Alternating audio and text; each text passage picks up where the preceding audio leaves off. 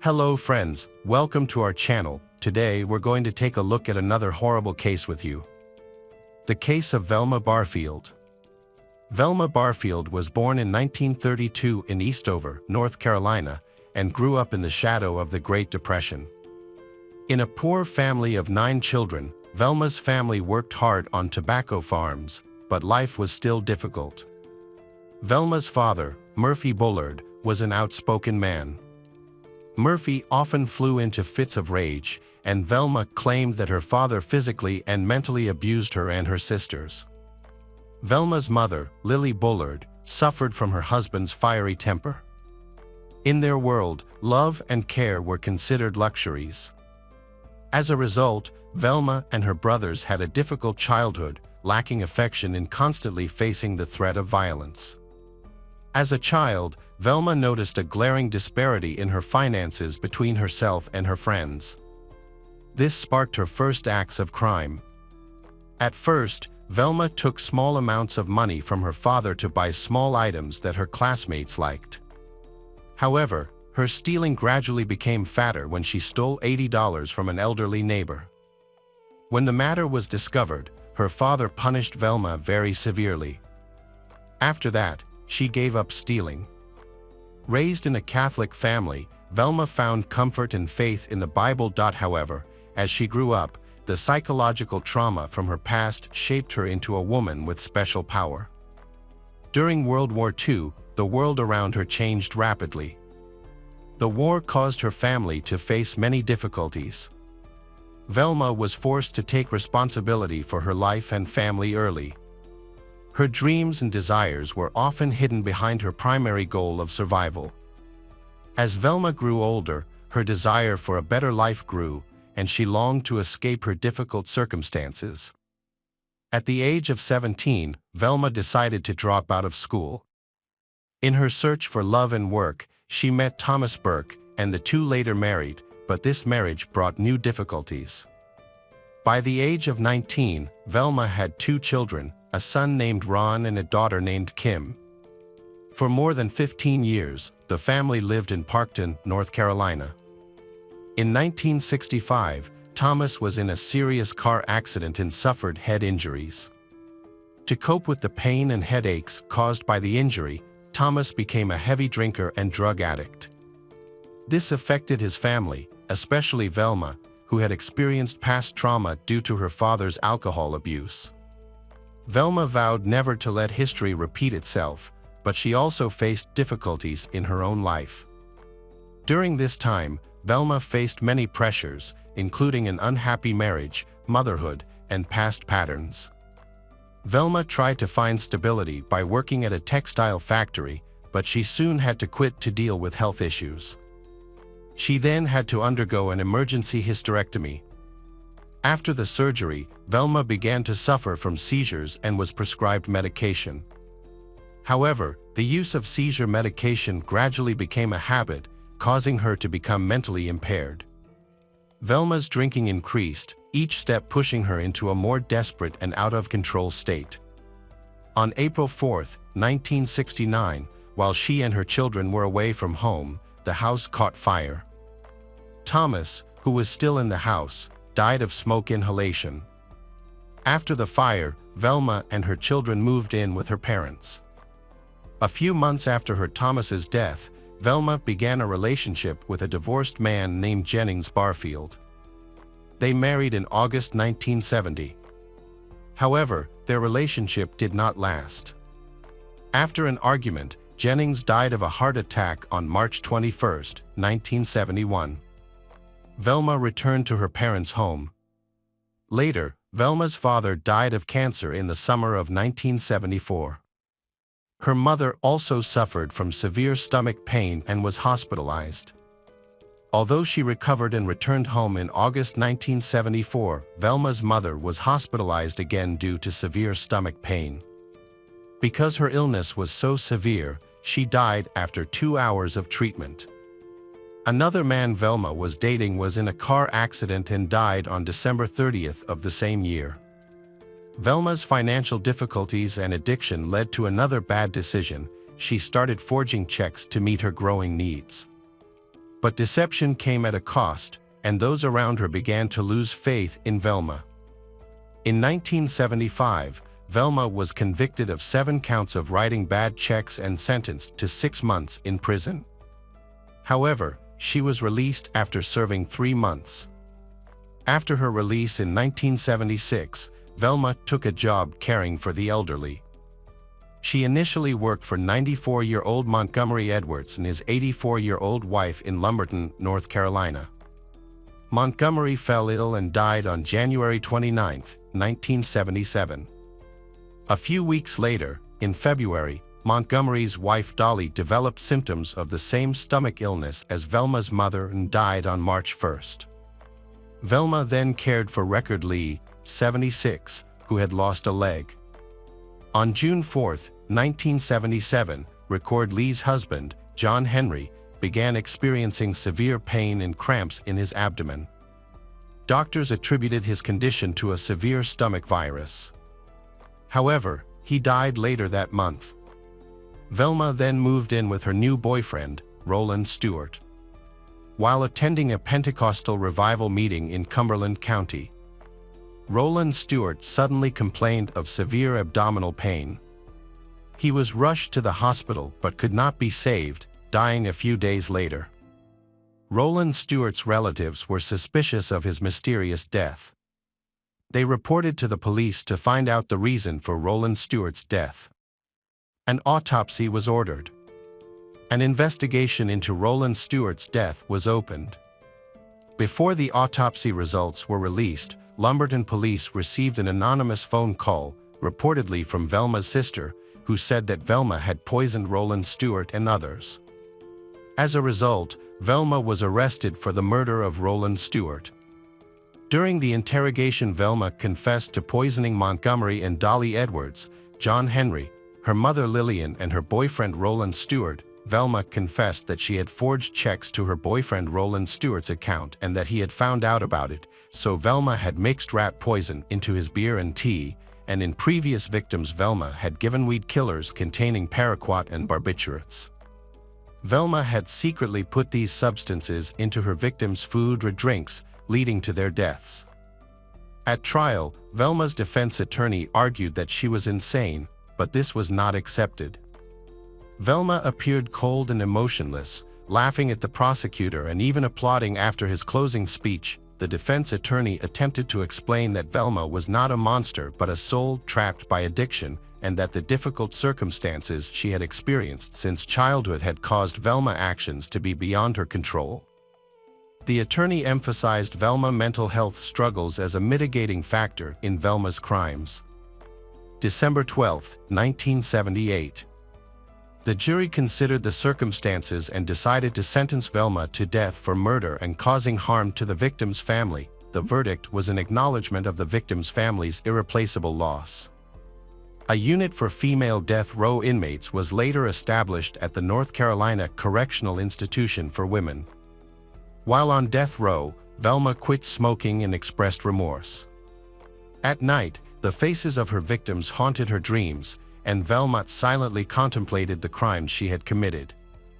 Velma's appeal was filed with the North Carolina Supreme Court on October 30, 1984. The appeal claimed that she was incompetent at her original trial due to her struggles with drug addiction. However, the court denied her appeal. The day before her execution, Velma instructed her attorney, Jimmy, to withdraw all remaining appeals. She expressed her desire to die with dignity, as allowed by the state of North Carolina. In her final hours, Velma reflected on her life and prayed, finding solace in her faith as she prepared for death. Pastor Billy Graham offered her words of comfort over the phone, saying, "Velma, in a way I envy you because you're going to get to heaven before I do." Velma was executed on November 2, 1984, at the Central Penitentiary in Raleigh. Before her execution, she expressed remorse for the pain she had caused, stating that she was deeply sorry for the pain she had caused and that many families had suffered greatly. She also expressed her gratitude to those who had supported her over the past 6 years, saying that she appreciated the unwavering support of her family, her attorneys, and the kindness of the prison staff, and that she was grateful for their compassion and understanding during this difficult time. For her final meal, Velma chose a simple snack of cheese doodles and a Coca-Cola. She spent her last hours with family members and friends who visited her before her execution.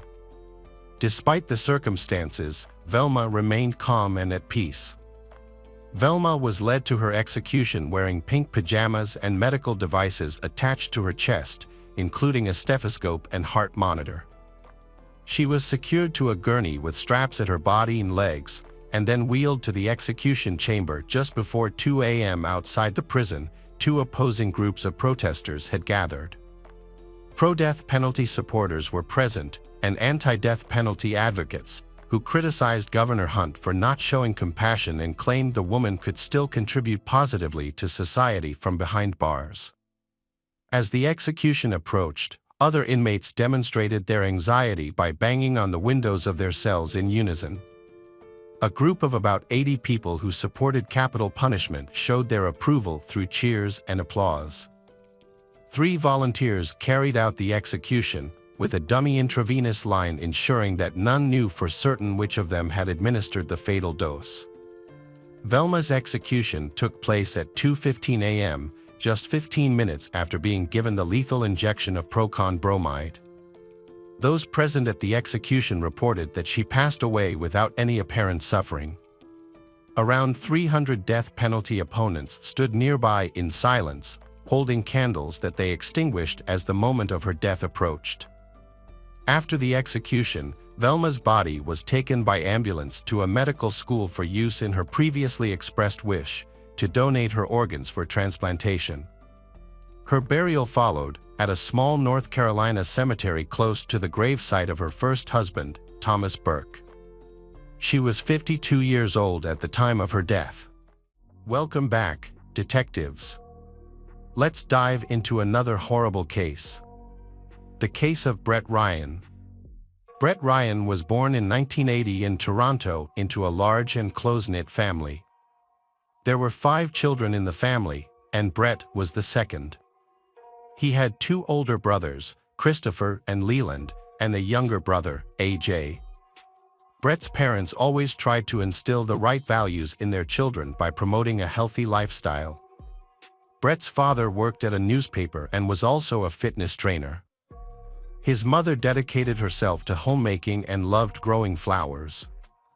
Brett's mother could be strict and harsh in raising her 4 sons, while his father was gentle and reserved. Each son in the family pursued his own path. After graduating from high school, Brett enrolled at the University of Toronto. However, he quickly struggled with his studies. After 2 painful breakups, Brett could not concentrate on his studies and eventually decided to drop out of university. Brett felt jealous as he watched his friends and classmates build relationships, get married, and achieve success in life.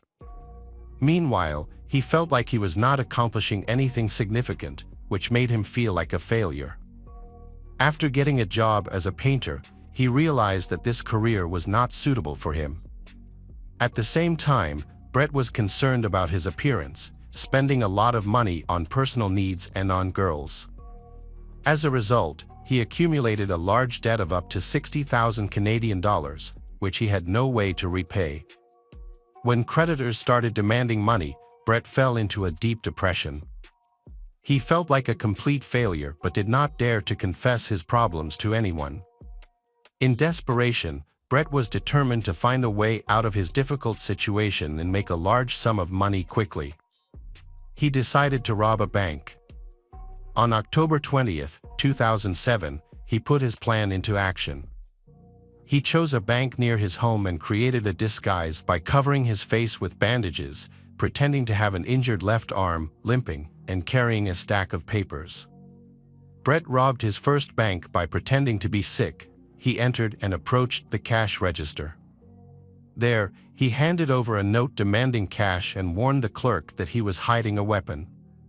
Out of fear, the clerk quickly gave Brett the money in the cash register. The amount was only about $1,000, which Brett was not happy about, but he decided not to attract any more attention. so he took the money and left the scene. Brett was caught on security cameras during the robbery. Despite this, he was not caught initially because he avoided using the same technique and changed his disguise each time. Instead of using fake bandages to look like a sick person, he wore a fake beard and hat to hide his identity. His next bank robberies achieved different results. Throughout his 12 bank robberies, Brett accumulated more than $28,000 in cash. He was always evasive, trying to avoid the police. Finally, on June 20, 2008, the police identified Brett, and he was arrested during his 13th attempted robbery. This surprised everyone because Brett had previously volunteered at a children's hospital and was now a robber. Brett was sentenced to 5 years in prison. During his sentence, experts conducted psychological evaluations and concluded that he showed no signs of aggression or violence. Additionally, Brett did not use illegal substances and did not suffer from mental disorders during his sentence. After 2 years, Brett was paroled for good behavior. The prison staff were impressed with him because he was a pleasant, charismatic, and hardworking young man. They felt that he had only made one serious mistake due to the pressure of debt and deserved the second chance. Brett's record showed that he was a model prisoner with a low risk of reoffending. Upon his release, Brett was required to attend a course of psychotherapy and report any problems he encountered in his family relationships or at work. This helped him avoid reoffending. However, the reality turned out to be much more complicated than Brett had anticipated. The debts were still outstanding, and he could not pay them off. Finding a job was also difficult because no one wanted to hire an ex-convict, even though he had skills in painting. In desperation, Brett declared bankruptcy. Fortunately, his parents supported him financially, allowing him to continue his studies at university, this time in information technology. Brett also continued to see a psychologist under court order and tried to stabilize his life. During therapy, Brett was advised to be more open and honest with the people around him. In September 2011, a friend of Brett's arranged a blind date with a girl named Kristen Baxter. Kristen was a physical therapist, lived alone in an apartment, and had a small dog. She also loved to travel. When Brett met Kristen, they immediately had a special connection. They quickly found they were compatible and attracted to each other. They both loved animals and traveling, which created a bond between them. Not long after, Brett and Kristen began a romantic relationship. Brett and Kristen spent a lot of time together, attending sporting events and hiking. They also went on a vacation together in the Bahamas with Kristen's family. Kristen's dog immediately took a liking to Brett, which made a good impression. Brett's life seemed to be back on track, and he no longer exhibited suspicious behavior. He longed for a quiet and cozy life with his beloved girlfriend. When Brett moved into Kristen's apartment in January 2013, their relationship entered a new phase. They began thinking about getting married. However, Brett was hiding a truth from Kristen. In reality, he was not the person she thought he was. While Brett's brothers were building their careers and becoming independent, he was just studying and living off his parents' money. He hid his real life and focused only on enjoying the vibrant city life with Kristen. They enjoyed going to cozy restaurants and swimming in the pool at night, but Brett never revealed the truth about his circumstances. Brett and Kristen often traveled to warm countries. However, their lives were turned upside down when Brett's father suddenly passed away. Brett moved in with his mother to help with the funeral arrangements and support her during this difficult time. During this period, Brett confessed to his mother, Susan, that he loved Kristen very much and dreamed of marrying her. However, he did not have enough money to buy a decent engagement ring, so he hesitated to propose. Brett's mother was touched by her son's words and gave him money to buy an expensive ring. With a luxurious diamond ring, Brett proposed to Kristen, and she accepted. The couple began to prepare for their wedding. However, Brett still had many worries about the future. He didn't know how he would support his family. He also had legal issues, bankruptcy, and debt that he hadn't disclosed to Kristen. To address these issues, Brett decided to focus on finding a decent, stable job. In early 2016, Brett finally found a good job in the IT field. He was very happy to share this news with Kristen, and they decided to celebrate with their families. However, everything changed when his new employer learned about his criminal past and fired him immediately. This took a serious toll on Brett's self-esteem. To avoid upsetting Kristen, Brett decided not to tell her about this failure. Instead, he lied and said that he would work remotely from home. Every day, when Kristen went to work, Brett would pretend to work on the computer.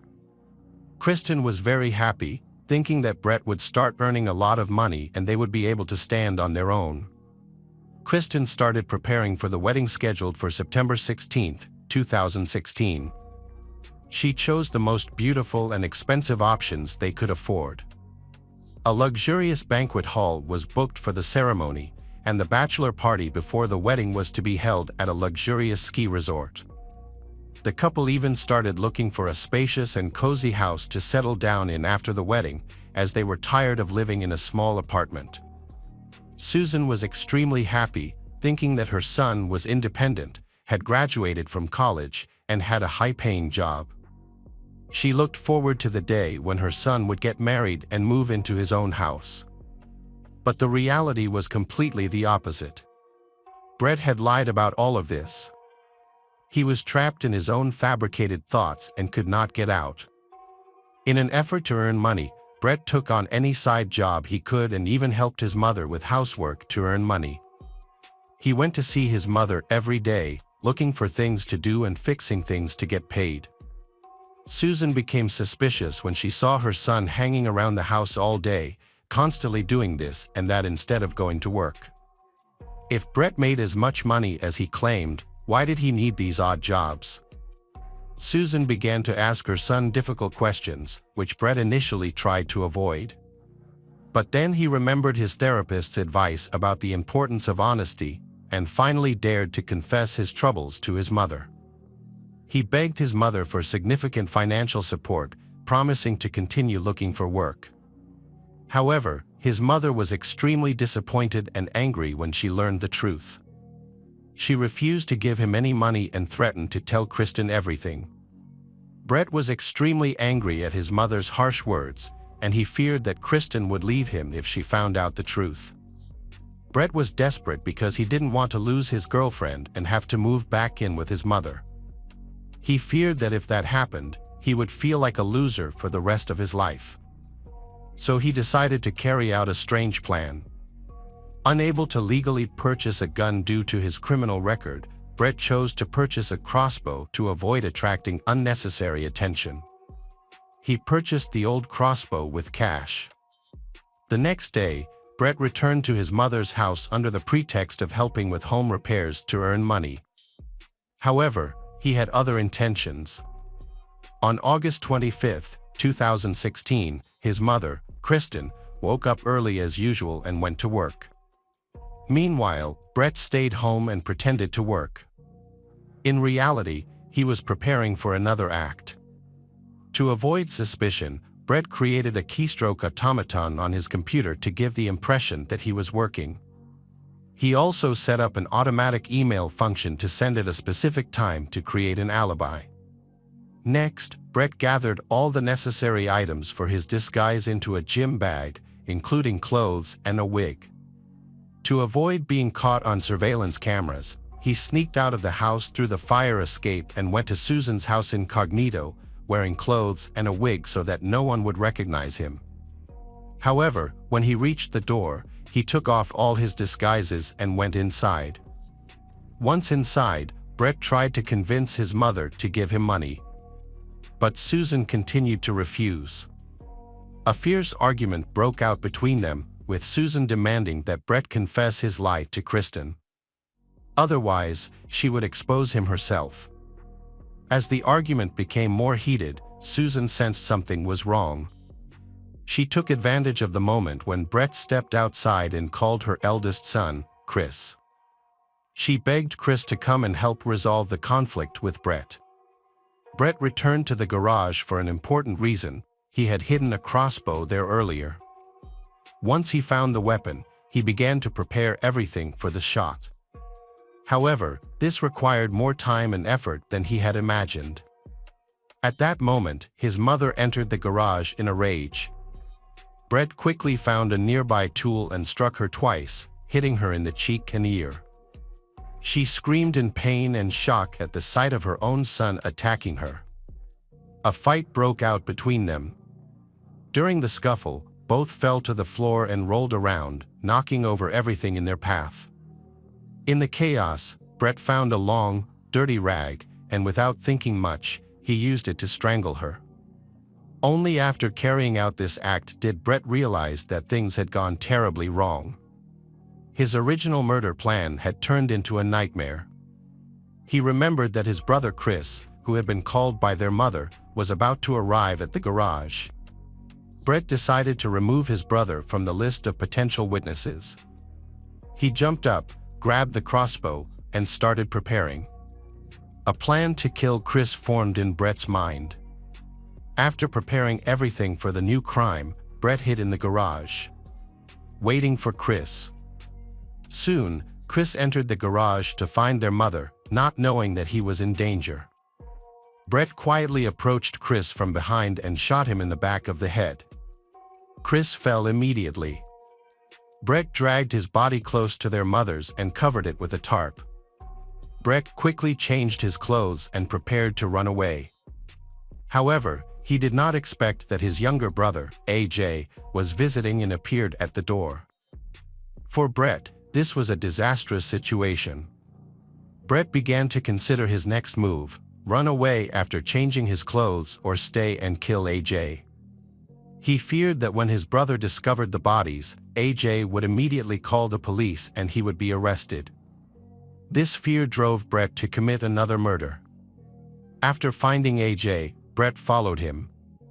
Brett approached AJ with the intention of shooting him in the back of the head, just as he had done to Chris. However, this time things did not go as planned. AJ sensed danger and noticed that Brett was carrying a weapon. A scuffle broke out between the two brothers. During the fight, Brett attempted to injure AJ by shooting him in the neck with the crossbow. AJ screamed in pain and fled. He ran out of the house, leaving a trail of blood in the sand, and eventually collapsed from exhaustion in the driveway. It was then that Brett learned that there was another brother sleeping in the house, Leland, 39. He was awakened by AJ's terrified screams. Leland looked out the window and saw his brother covered in blood on the road. Panicked, he rushed to the phone to call 911 but couldn't make it. At that moment, Brett rushed at him in a frenzy. Leland and Brett started a fierce fight, spreading throughout the house and turning it into a bloody mess. Taking advantage of Brett's distraction, Leland sneaked out without being detected. He crawled to the neighbor's house and passed out right in front of it. The kind neighbors immediately called the police. Meanwhile, Brett angrily ran back to the yard and saw AJ, injured, trying to crawl away. Obsessed with the desire to kill his brother, Brett chased after AJ before the neighbors discovered him. However, while chasing AJ, Brett was surprised to find that Leland had told the neighbors everything. From that moment on, Brett had no chance to save himself. The police were about to arrive at the crime scene and put an end to his bloody journey. Brett's murder plan had failed. In desperation, Brett decided to surrender and returned to the house. There, he sat on the porch, holding a bottle of water, and waited for the police to arrive. When the police and ambulance arrived, paramedics confirmed that their mother and Chris had passed away. AJ still had signs of life, but his condition was critical. However, on the way to the hospital, AJ passed away due to his injuries. Leland, despite his serious injuries, survived. He was taken to the hospital for treatment and medical attention and gradually began to recover. Meanwhile, Brett was arrested at the scene of the crime and faced serious charges of first-degree murder and attempted murder of his brother. The news left Kristen reeling, especially since their wedding was only 3 weeks away. Kristen was devastated when she learned the truth about her lover. Brett's criminal past, including a robbery conviction, financial hardship, unemployment, and the horrific murder of his family, left her in disbelief. She wondered how she could have lived with this man all this time without knowing the truth. Kristen immediately called off the wedding and returned to her apartment. There, she discovered a strange device that Brett had made to create an alibi. Mistaking it for an explosive device, she panicked and called the police. The police quickly arrived at the scene, evacuated the residents of the building, and began to carefully examine the mysterious device. After a short time, they discovered that the device was just a clever invention of Brett's. Although initially concerned about the danger, the police later realized that the device was harmless. However, they were impressed by Brett's extraordinary ingenuity and care. His intelligence and inner strength were undeniable, but unfortunately, he used them for the wrong purpose. At trial, Brett pleaded guilty and made a deal with the prosecution. He admitted that his actions constituted second-degree murder and hoped for a lighter sentence. Brett explained that he only intended to use the crossbow to scare his mother and have a serious talk with her. He wanted his mother to finally understand and support him, but things got out of hand. Brett claimed that he had no intention of hurting his brothers, they were simply in the wrong place at the wrong time. The prosecution believed that the defendant had planned to harm his mother from the beginning, not just stop at a conversation. They argued that Brett had brought the crossbow with the intention of killing Susan and should be held strictly responsible. As a result, he was convicted of first-degree murder of his mother and second-degree murder of his brother. The court handed down harsh sentences, 3 life terms with the possibility of parole after 25 years. In addition, Brett was sentenced to 10 years in prison for the attempted murder of his brother Leland. All sentences were to run concurrently, meaning he could only apply for early release after a quarter of a century. Brett's only surviving brother, Leland, received the sentence with relief. Despite the pain and bitterness of the loss, Leland truly respected Brett's remorse. In Leland's mind, his brother was not a bad person at heart but had lost his way in life. Brett had taken the path of deceit and was eventually mired in the quagmire of his own lies. He could no longer get out, which led to a terrible tragedy. Brett Ryan's terrifying story serves as a warning to us all. It demonstrates that small lies and the concealment of truth can lead to dire consequences. When we continue to lie, the lies grow and accumulate, becoming unmanageable. As a result, not only is the liar's life ruined, but so are the lives of their loved ones. Brett Ryan had the opportunity to change after his first prison sentence. He had the support of his girlfriend and a loving family, and he could have gone to school and found a job. However, he chose to lie, leading to a disastrous outcome and ruining more than one life. Whether Brett truly admitted his mistake or just wanted a lighter sentence is not as important as the lessons he learns while serving his life sentence. Can he look back on his life, reflect on his mistakes, and strive to become a better version of himself? Only Brett knows the answer. However, his story certainly makes us reflect on our own actions. Hello friends, welcome to our channel. Today we're going to take a look at another horrible case with you. The case of Shad Therian. Shad Therian was born on September 7, 1997, in Green Bay, Wisconsin, to parents Tara Pinich and Michael Therian. His parents later separated, and his mother started dating a man named Steve. Shad Therian grew up in a loving family that included his parents, 2 sisters, Ava and Svea, a brother, Bo Smith, and his younger sibling, Therian.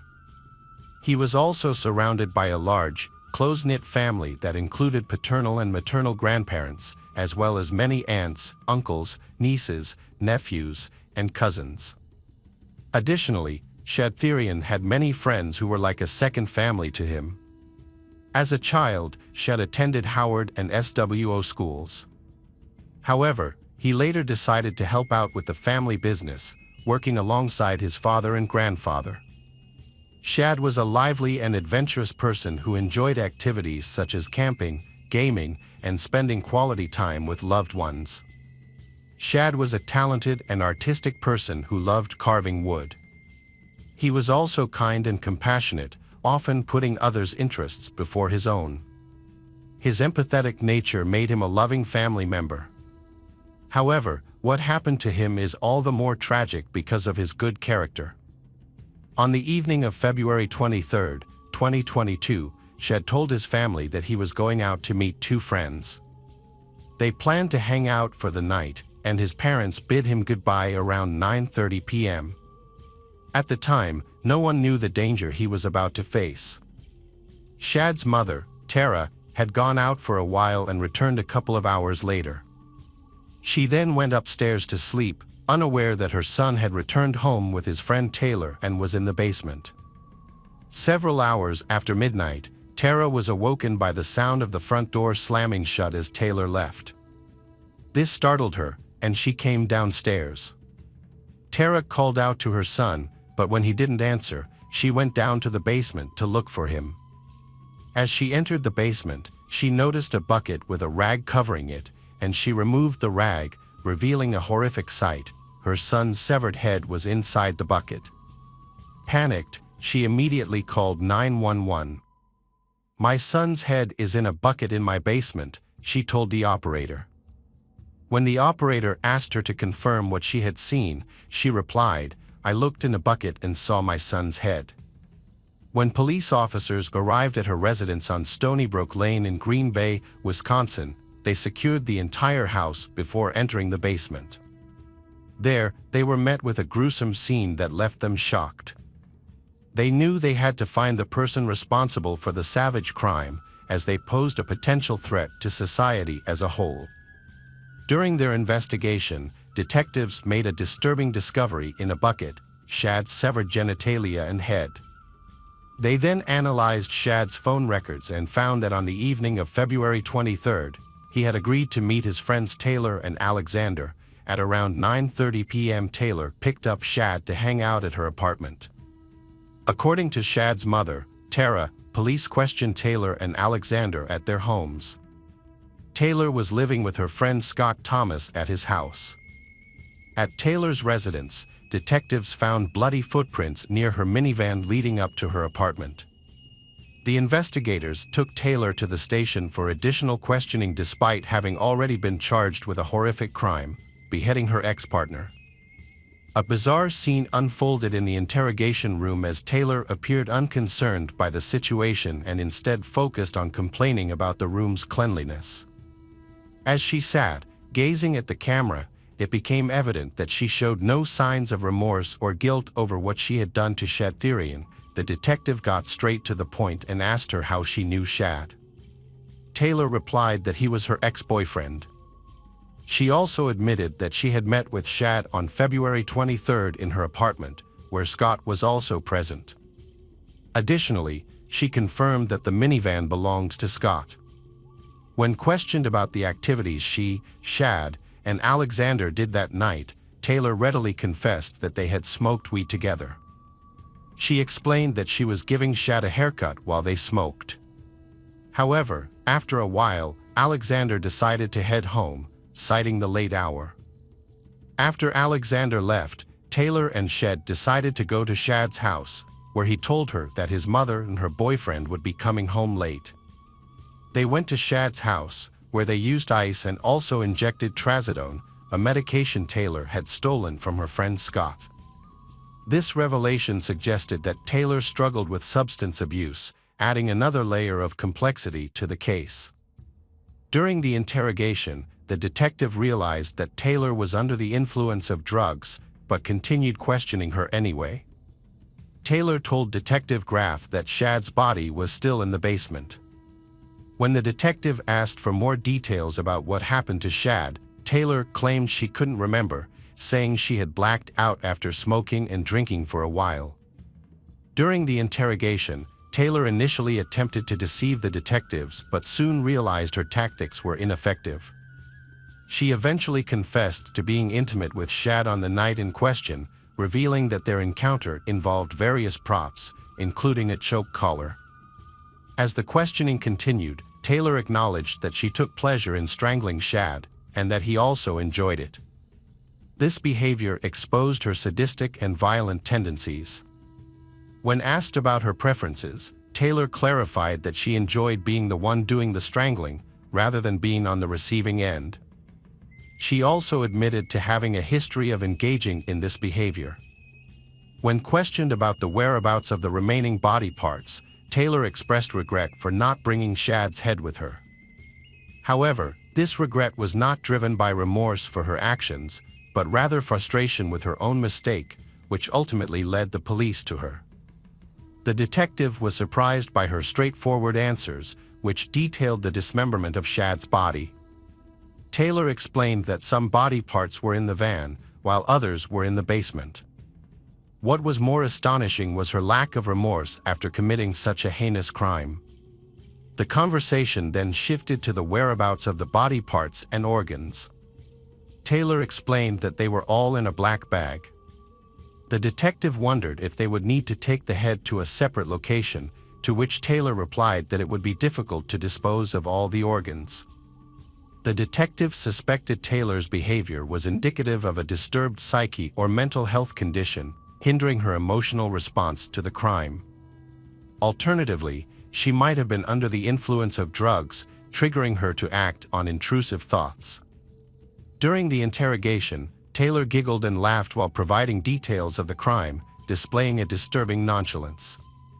She casually admitted to dismembering her ex-lover with kitchen knives and not disposing of the body parts due to laziness.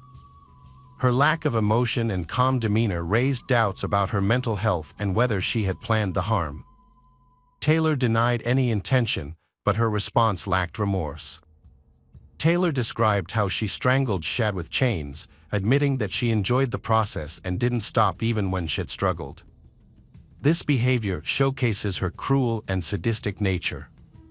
During the interrogation, Taylor shocked the detectives by revealing that Taylor continued to engage in sex with Shad's body after discovering he had passed away.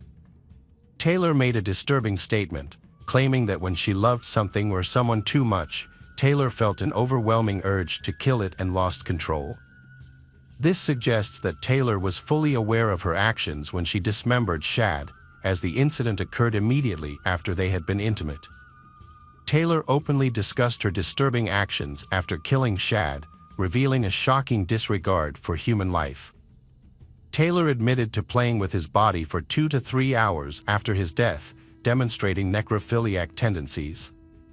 Taylor also expressed regret over not taking any drugs after the incident, knowing it would have calmed her down. During the dismemberment and cleanup process, she became frustrated, but later claimed to have enjoyed it. Taylor explained that she was in a state of panic after the incident and didn't know how to react. She considered calling the police or an ambulance but didn't. When questioned by Detective David about her decision, Taylor expressed regret over her actions. She acknowledged that she had thought about seeking help but was overwhelmed by her emotions. In a later interrogation, Taylor provided a detailed and graphic account of how she dismembered the victim's body. Taylor pulled him over, his head hanging off the bed, near the tub. After I cut his head off, Taylor moved the tub underneath. Taylor explains the sequence. I beheaded the body, blood spilled into a pail, and the head fell in. I poured the contents into a blue Tupperware, finished cutting the head, and placed it in a container. The internal organs are in the Tupperware were scattered around, some in separate plastic bags. I put the bagged organs in a backpack, leaving the blood in the blue tub. Taylor Shaw Business was born in Yvonne, Illinois in November 1997 to Maria and Arturo Coronado. When she was in 4th grade, her family relocated to Wisconsin. Later, she married Warren Shaw Business and had a son, Matto, with him.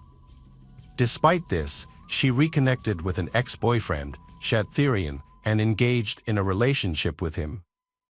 After the heinous crime was committed, the authorities recognized that Taylor had significant mental health issues that required attention. However, they also determined that at the time of the crime, she was fully aware of her actions, which included the admission of enjoying the process of dismembering Shad's body.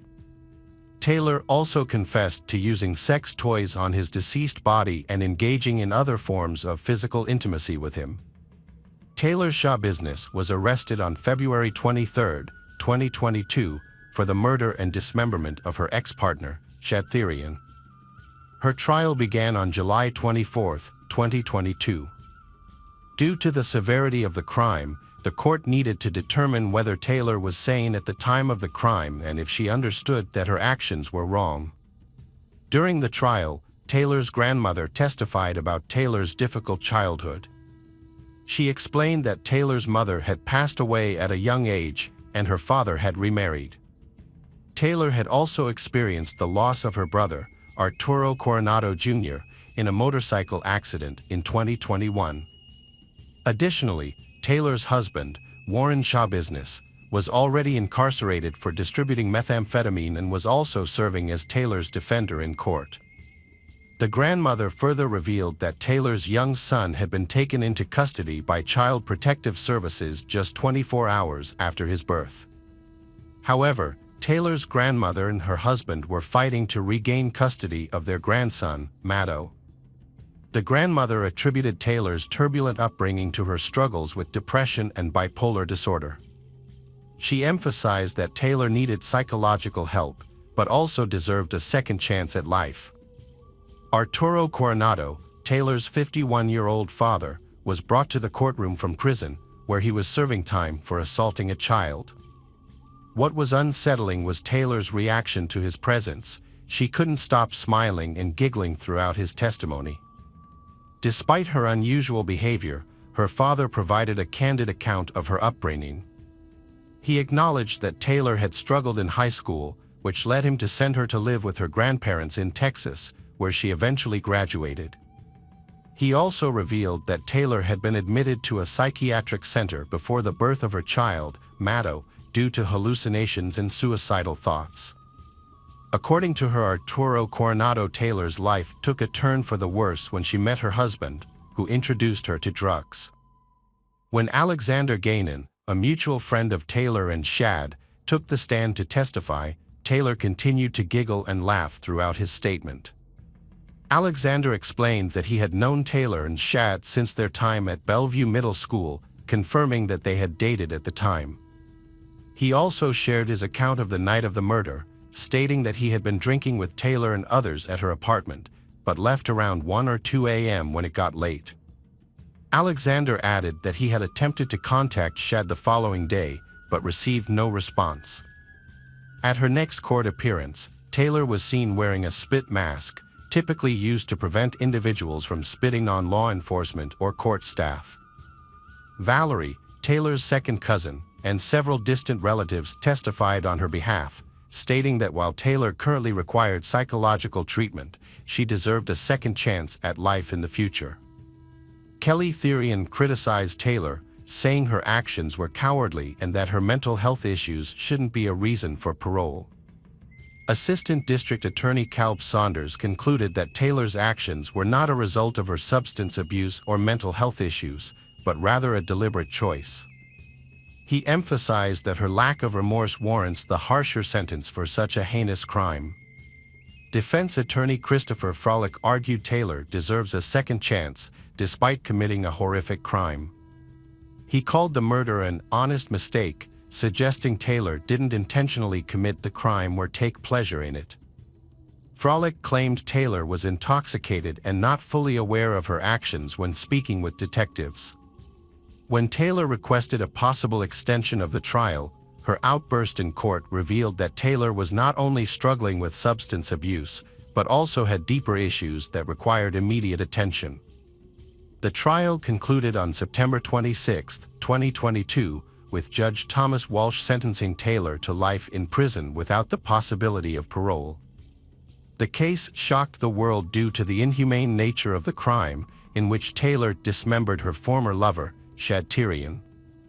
What was even more disturbing was Taylor's apparent lack of remorse or guilt for the heinous crime she had committed. Hello friends, welcome to our channel. Today we're going to take a look at another horrible case with you. The case of Maria Munoz. Maria Munoz was born on January 25, 1989, in Puerto Rico, to Marisol Rodriguez and Jorge Luis Munoz. She was one of 3 children, and her early life was marked by a significant loss when her mother passed away. It was during this time that Maria met Joel Pellet, who was 11 years her senior. Despite their age difference, they got married in 2011. Joel Pellet, a nursing student at the time, had big dreams, and Maria was also a nurse. After their wedding, they moved to Laredo, Texas, where Joel Pellet secured a high-paying job as a nurse anesthetist at a local hospital. Maria Munoz, 31, was a devoted stay-at-home mom in Laredo, Texas, dedicating her time to caring for her 2 young sons and her husband, Joel Pellet, 40.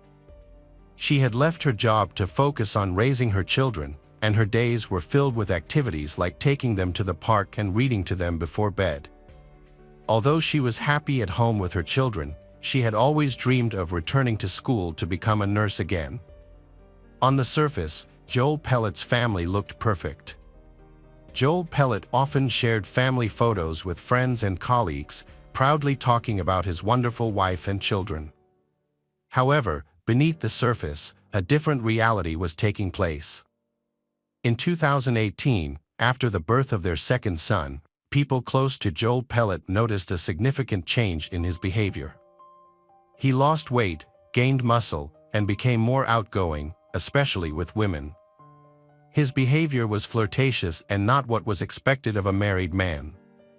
He also started removing photos of his wife and children from social media, replacing them with pictures of himself alone. This change gave the impression that he was single. Around the same time, colleagues observed Joel Pellet growing closer to a surgical nurse named Janet Arando. It became clear that they were having an affair behind Maria's back. In early 2020, Maria discovered evidence of their relationship when she found airline tickets Joel Pellet had purchased for himself and Janet to travel to Europe. This revelation devastated Maria, leaving her feeling heartbroken, depressed, and betrayed.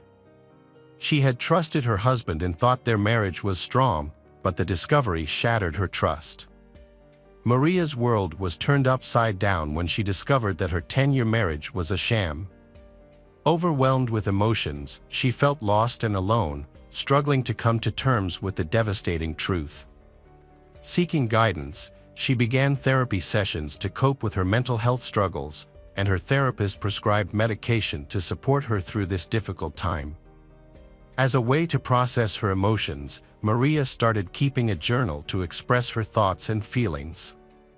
As the situation between Maria and Joel Pellet continued to deteriorate, tensions escalated. On September 19, 2020, Maria visited Janet's house, where she found Joel Pellet's car parked in the driveway. Confronting him, Maria gave him an ultimatum: choose between her and Janet. Joel Pellet's response was clear: he chose Janet. The argument became heated, prompting Janet to call the police. However, by the time they arrived, Maria and Joel Pellet had already left the scene. Maria was driving with Joel Pellet when the police called her. She could hear him yelling in the background. When they arrived home, he became extremely angry and punched a hole in Maria's car windshield, demonstrating a disturbing level of aggression. The next morning, Maria sent Joel Pellet a text message stating her intention to hire a lawyer to help resolve their issues. Joel Pellet responded, suggesting they handle the situation on their own to avoid the costs associated with hiring lawyers. However, just a few hours later, Joel Pellet appeared to have a change of heart. He sent Maria an email expressing his deep sadness and emotional pain. In the email, Joel Pellet conveyed his desire to have an honest and calm conversation with Maria. Maria replied to the email, and they agreed to meet the following evening at around 5 p.m. On Monday, September 21st, before going to meet him, Maria was so nervous and then messaged her friend Yasmin Martinez that today they were going to meet. The next day, a terrifying turn of events unfolded. At around 1:40 a.m. on September 22, 2020, a distressed call was made to 911. Joel Pellet claimed that his wife may have ingested some prescription medication and was not breathing. DEA Officer Cruz was first on the scene and his body camera captured everything that happened next. He found Joel Pellet at the top of the stairs near the master bedroom, Joel Pellet dressed in hospital gown and performing CPR on Maria, while their son slept in a nearby room. When the paramedics arrived, they took charge of performing CPR on Maria. Meanwhile, another police officer approaches Joel Pellet to ask about the pills Maria took. Joel Pellet quickly retrieved a pill bottle from the nearby bathroom, handing it over to the officers.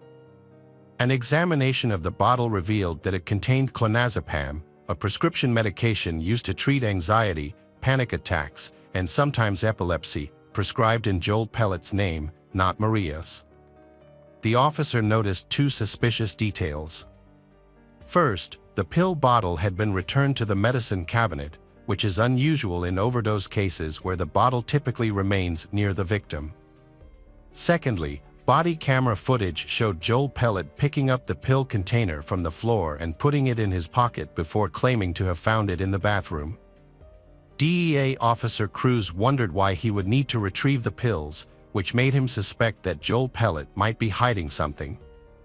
Another suspicious discovery was a needle catheter on the stairs of their home. This seemed odd to him. Joel Pellet and Maria had two young children, so finding a needle on the stairs raised questions about why it was there. Investigations revealed more than just a needle at the scene. A medical bag was found containing syringes and equipment, all neatly packed.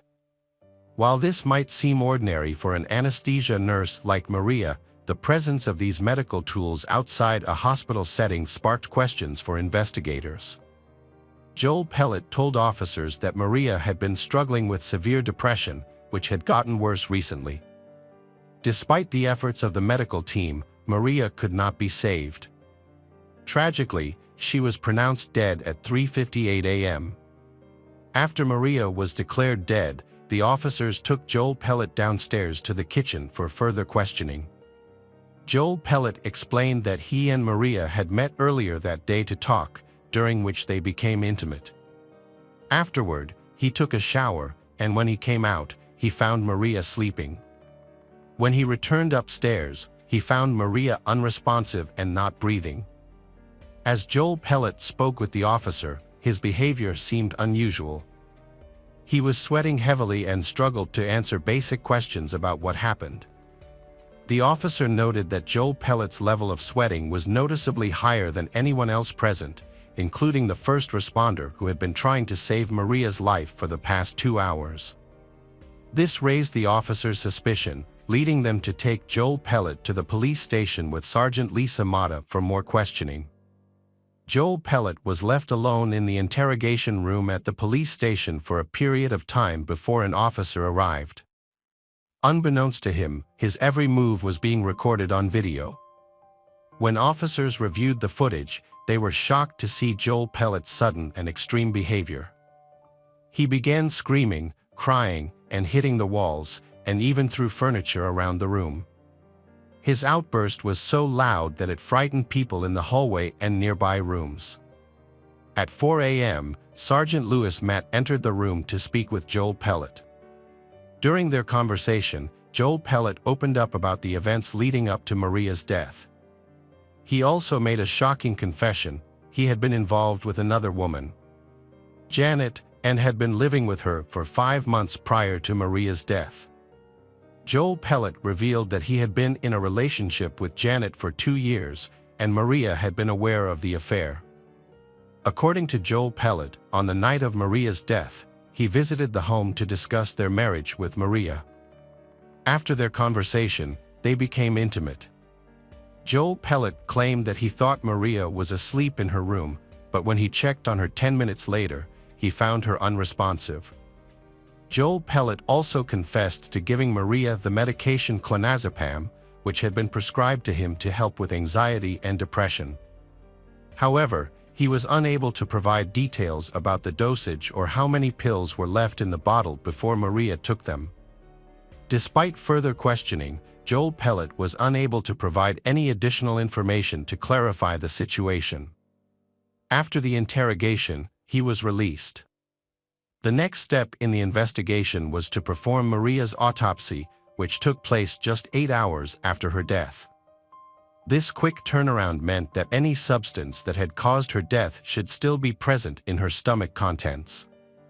However, when the autopsy results came in, they revealed a surprising twist: no pills were found in her stomach. Instead, the medical examiner's report revealed a small, red pinprick mark on the inside of her elbow.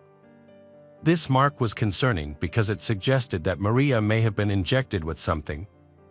The discovery of this mark led investigators to explore its significance and potential connection to her death. As they dug deeper, they discovered a journal at Maria's house. Maria had started keeping a journal to cope with her anxiety and depression. The journal proved to be a crucial piece of evidence, helping investigators identify the culprit behind her death. Maria's journal revealed her heartbreaking experiences and thoughts.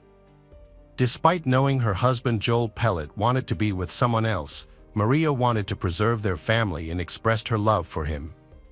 In her journal entries, she poured out her emotions, detailing the pain of Joel Pellet leaving their home in Laredo and leaving her to care for their 2 young sons alone. Her diary and cell phone recordings also helped investigators uncover Joel Pellet's abusive behavior. Maria's journal entries exposed her emotional journey, from grief and heartbreak to healing and newfound hope for the future.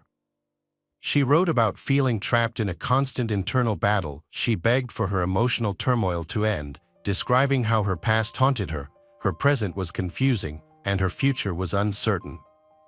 In a poignant cry for help, Maria turned to a higher power, pleading for an end to her suffering.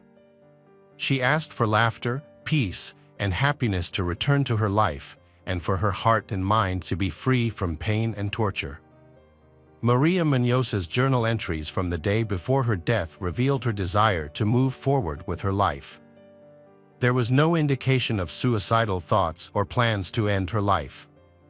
As a result, investigators initially ruled out the possibility of suicide. To gain a deeper understanding of the circumstances surrounding her death, they sought additional information.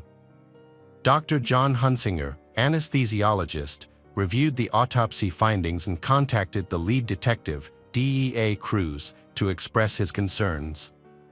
Dr. John Hunsinger recommended a comprehensive toxicology screening, which the investigators subsequently conducted. In January 2021, Sergeant Louis Matt and DEA Cruz received toxicology test results that contradicted Joel Pellet's claim that Maria had been given clonazepam. The report actually showed that Maria's body did not have that drug. However, it revealed something more astonishing: the presence of 7 other powerful drugs. These medications, typically used in surgical procedures, included morphine, Demerol, Versed, propofol, and ketamine, as well as lidocaine and Naren. Specifically, propofol and ketamine are commonly used as sedatives and painkillers during surgeries. Administered through and for. The unusual presence of these drugs was significant, as they are tightly controlled and rarely accessed outside of anesthesiology departments, making it difficult for even many medical professionals to obtain them. The discovery of propofol in Maria's system was the most startling revelation for the investigators. Investigators believe that Joel Pellet, as a nurse anesthetist, had access to propofol due to his profession. Dr. Hunsinger, who worked with Joel Pellet and had experience with propofol, was shocked by the amount found in Maria's system, saying it was the highest amount he had ever seen. This led doctors to believe that propofol was the direct cause of Maria's death. They reasoned that, given his profession, Joel Pellet would have known the proper dosage to either anesthetize someone or cause an overdose. Additionally, a small mark on Maria's arm suggested that she may have been injected with some substance. Considering the autopsy report, Joel Pellet's suspicious behavior, and Maria's journal entries, the investigators believed they had enough evidence to arrest Joel Pellet for the murder of his wife. An arrest warrant was promptly issued, and authorities took Joel Pellet into custody without incident, as if he had anticipated and accepted his fate. Joel Pellet was then taken to the police station, marking a new phase in the investigation. The trial started on March 21, 2023. As the legal proceedings unfolded, both the prosecution and defense presented their cases. A prosecution team composed entirely of women known as Maria's team utilized Maria Munoz's journal entries to construct a compelling case against Joel Pellet. By sharing Maria's diary entries, prosecutors wanted to show the jury that Maria was a wonderful, caring, and intelligent mother whose vibrant spirit shone through the pages of her diary. The prosecutors alleged that Joel Pellet first drugged Maria by lacing her drink with a substance to make her sleepy. Once she was unconscious, they believed he injected her with propofol. Additionally, they suspected that Joel Pellet deliberately delayed calling 911, waiting long enough to ensure that first responders would be unable to revive her when they arrived. The prosecution team stated that Maria's journals helped them understand the challenges she faced, which fueled their determination to seek justice in her case.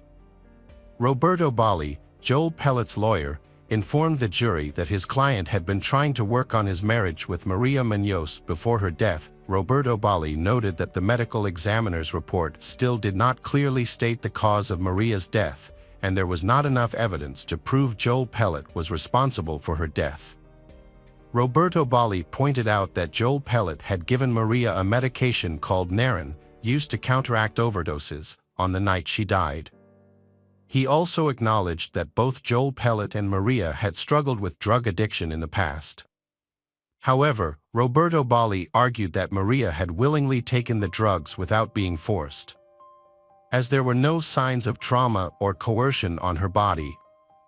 Despite this, investigators found that Maria did not have a history of drug addiction and that Joel Pellet was the only one who could have provided her with the large quantity of propofol. Maria was murdered, and Joel Pellet was put on trial for the crime.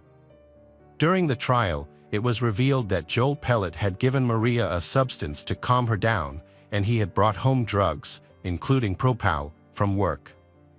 The jury quickly reached a verdict, finding Joel Pellet guilty of murder after just 1 hour of deliberation. The trial lasted for 9 days, concluding on March 30, 2023, with the guilty verdict. Joel Pellet was later sentenced to life in prison for the murder, plus an additional 10 years for tampering with evidence and a $10,000 fine. This sentence was handed down on April 27, 2023.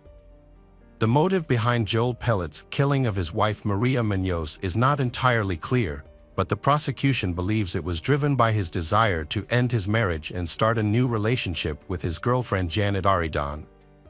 As a result, Joel Pellet was held accountable for his actions. Hello friends, welcome to our channel. Today we're going to take a look at another horrible case with you. The case of Corey Richins. Eric Richins was born on May 13, 1982, and his life had a profound impact on those around him. Eric was a sports enthusiast who actively participated in basketball, baseball, and soccer. He had a particular passion for outdoor activities, especially hunting. His love for the outdoors was evident in the numerous trophies he collected from around the world. Eric was a fun-loving person who lived in Utah and enjoyed exploring the outdoors with his many motorized vehicles. He was also deeply committed to his faith as a member of the Church of Jesus Christ of Latter-day Saints. With his family's support, Eric served a 2-year mission in Mexico City, where he became fluent in Spanish. After high school, Eric attended the University of Utah, graduating in 2009 with a degree in international studies and a minor in Spanish.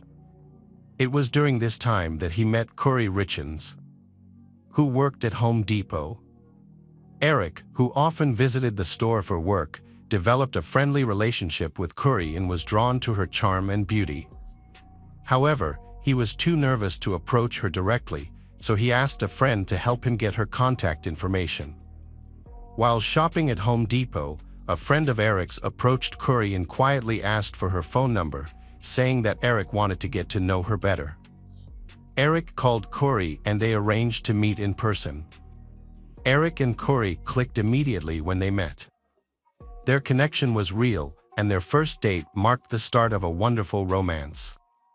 As they met each other's families, their relationship grew even stronger. Curry's family welcomed Eric with open arms, and Eric's family was just as impressed with Curry's kindness and how well she fit in with them. Eric's two older sisters, Katie and Amy, were initially cautious of Curry, but they soon grew fond of and accepted Curry. In 2013, Eric and Curry tied the knot in a private ceremony, marking the beginning of their life together. They welcomed their first child, Carter, shortly after. The family continued to grow with the arrival of Ashton and then Weston, completing their happy family portrait. As a father, Eric found his footing quickly. His sons looked up to him and admired everything he did. Eric, in turn, took immense pride in his children's accomplishments, whether it was their academic achievements, sports victories, or creative pursuits. He was always present to support and celebrate their successes. Eric's entrepreneurial spirit led him to start a stonemasonry business, which flourished due to his exceptional craftsmanship and attention to detail. As a result, his business attracted many clients, providing financial security for Eric and his family. Curry was a successful real estate entrepreneur who contributed significantly to the family's income. Her expertise in the local market and business acumen made her a valuable partner in their growing family. She would buy homes, renovate them, and sell them at a profit. The Curry family appeared to have it all, with a lifestyle that seemed perfect on the surface. But beneath this facade, trouble was brewing. On March 4, 2020, the illusion of perfection shattered when Curry called 911 to report that her husband Eric was unresponsive. When paramedics arrived at the scene, they found that Eric had already passed away. Curry was devastated by the news and immediately called her mother, Lisa, who rushed to her side. Curry's brothers, DJ and Ronnie, also joined them, and together they struggled to come to terms with the loss. Earlier that night, Curry had been celebrating a business success with Eric, marking the purchase of a mansion for her real estate company. Before bed, she had made Eric a Moscow Mule, a drink made with ginger beer and vodka. Curry had gone to bed around 9 p.m., but instead of sleeping in her own bed, she had lain down with her 9-year-old son in his room because he was having nightmares. Curry returned to her bedroom around 3 a.m. and found Eric unresponsive. When she touched Eric, she felt that her husband was extremely cold. Realizing that something was wrong, Curry waited for paramedics to arrive and followed the dispatcher's instructions to perform CPR on Eric. Curry claimed to have followed the instructions given to her. However, the paramedics were unsure what caused Eric's death, and the lack of information led them to consider the possibility of an aneurysm, given that Eric was a 39-year-old man with no known medical conditions. Further investigation revealed that Eric had complained of chest pains to Curry the night before he died, which initially strengthened the suspicion of an aneurysm. The autopsy results were unexpected and came as a surprise to all parties involved in the case. It was discovered that Eric died from a fatal dose of fentanyl, a powerful painkiller that can be fatal if overdosed. From the moment Eric died, his family began to suspect that his recreational drug use may have contributed to the fentanyl in his system. Curry explained that Eric used a nightly THC gummy as a way to unwind after a long day. However, the family had concerns about where Eric was getting these gummies. They suspected that Eric wasn't always buying them from trustworthy sources, and that he might have been purchasing them on the street instead. Eric's mother-in-law, Lisa, was particularly worried because Eric had a history of recreational drug use and may have also bought pain pills from street vendors without knowing they might contain fentanyl, unknowingly putting his life at risk. Eric's family strongly rejected the allegations, convinced that something else was responsible and encouraging investigators to consider other possibilities. Meanwhile, Curry struggled to rebuild her life. According to her brother Ronnie, she faced numerous challenges, including the void left by her husband's absence. To manage her grief and comfort her children, Curry found a creative outlet. She self-published a children's book, Are You With Me? On Amazon, aiming to help kids deal with the loss of a loved one.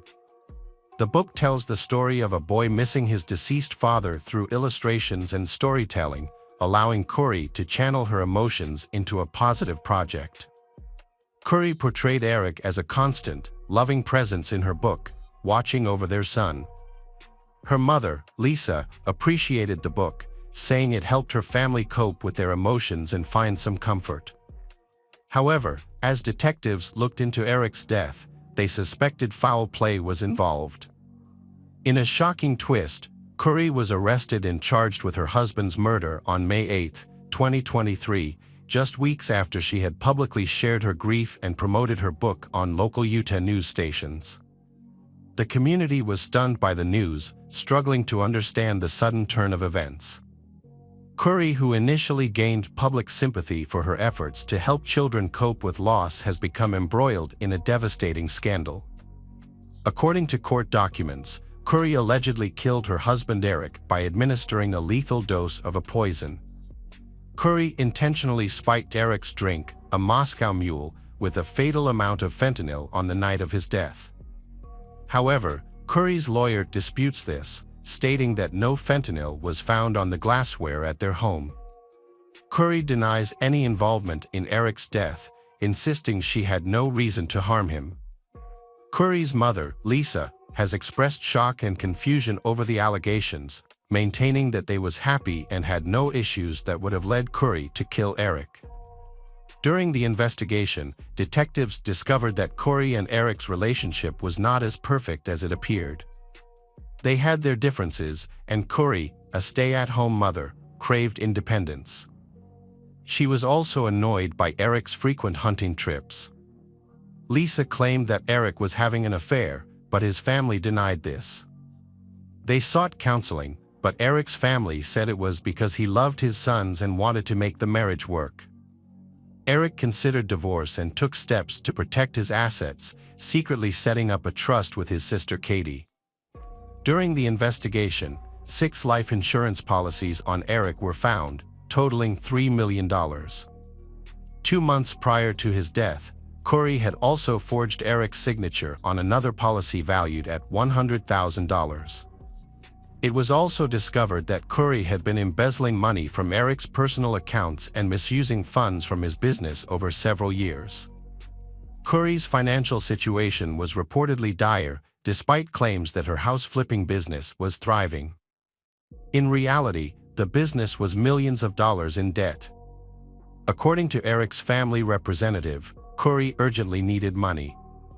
A premarital agreement, signed by Curry, revealed that she had waived her claim to Eric's business assets.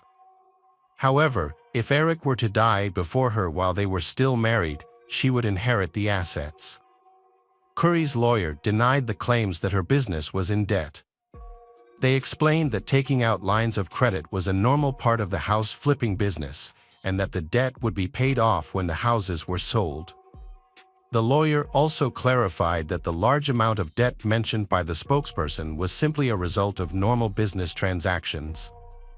Curry's mother, Lisa, stated that Eric had been very supportive of Curry's business ventures, especially when it came to buying Heejin, where they were celebrating on the night of his death. Heejin was situated on a 10-acre estate in Heber Valley, close to popular ski resorts and Deer Creek Reservoir. Curry discovered a long-abandoned mansion that had been built in 2017. She joined forces with a group of investors to make a substantial offer on the property, using their collective resources to finance the purchase. Her plan was to transform the estate into a popular recreational destination. Although Eric initially seemed to support the purchase, his family later disputed this claim. They recalled that Eric had strongly opposed the idea of buying Haitian and had even argued with Curry about it. The family's spokesperson made a shocking allegation on the night of Eric's death. Curry had given him a drink spiked with fentanyl. Furthermore, they claimed that this was not the first time Curry had attempted to harm Eric. Eric's family claims Curry tried to harm him twice. First, during a 2019 trip to Greece, they say Curry gave Eric a drink that made him violently ill. Curry's brother Ronnie disputes this, suggesting Eric was taking antibiotics and shouldn't have had liquor. Ronnie says the bartender may have made a mistake, preparing a drink with liquor instead of the virgin drink Eric ordered. A second incident allegedly occurred on Valentine's Day 2022, 1 month before Eric's death. Curry brought Eric a sandwich that caused him to break out in hives and have trouble breathing. The court documents stated that 2 days after Eric's death, Curry punched his sister Amy in the neck and face when she tried to open a safe containing between $125,000 and $165,000 in cash. Curry claimed she was acting in self-defense when she tried to retrieve important documents from a safe.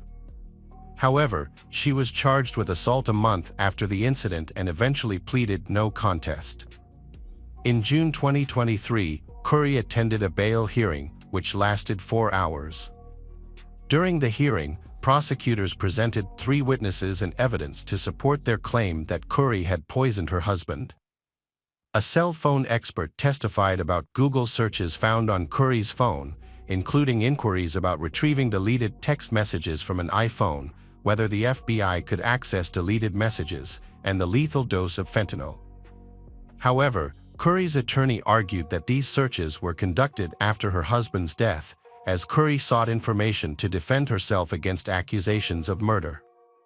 Prosecutors also contacted the lead detective involved in the case and questioned him about any potential sources that Curry could have used to obtain the drugs that were used to kill Eric. The detective shared information from an interview with Carmen Labor, a woman who claimed to work as a cleaner for Curry's business and home. In early 2022, Carmen told investigators about a conversation she had with Curry. Curry asked her to buy fentanyl for an investor who supposedly had a back injury. Carmen, who had a history of drug-related crimes and was on probation for distributing drugs at the time of the interview, agreed to Curry's request. She said she bought 15 to 30 fentanyl pills and later met with Curry to exchange them for cash. This exchange happened on February 11, 2022, just 3 days before Valentine's Day, when Curry allegedly tried to poison Eric with a sandwich. During the investigation, Carmen told the detective that Curry contacted her again, asking for stronger drugs. This time, Carmen revealed that Curry paid her for the pills with a check. A week after Eric's death, Curry gave Carmen a $1,300 check. However, Curry's lawyer disputed this, suggesting that the check could have been for cleaning services instead of payment for drugs. The detective agreed that this was a possible explanation. Curry's lawyer also questioned Carmen's credibility, pointing out that she was a convicted felon on probation for serious crimes. The lawyer argued that Carmen's history made her an unreliable witness. They claimed that Carmen might have lied about selling the drugs because the detective told her she would face a long prison sentence if she didn't cooperate with the investigation. Curry's lawyer asked if there was any physical evidence to prove that Carmen had bought the drugs. The detective replied that no such evidence existed.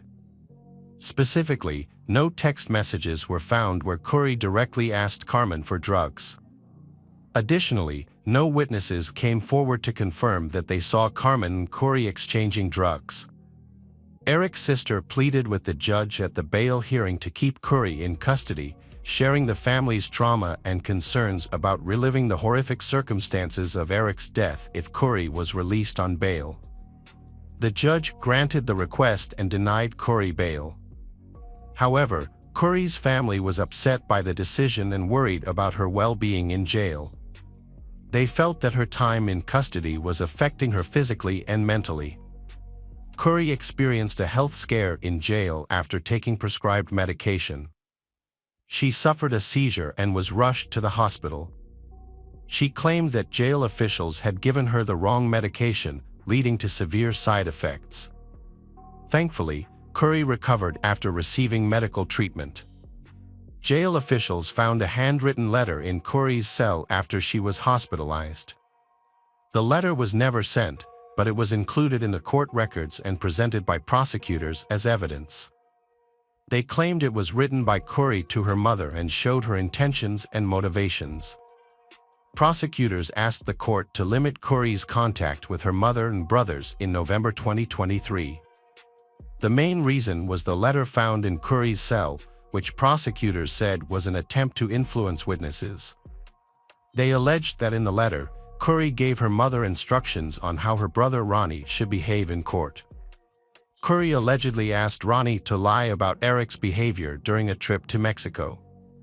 Specifically, Corey wanted Ronnie to falsely testify that Eric had admitted to buying pain pills in Mexico.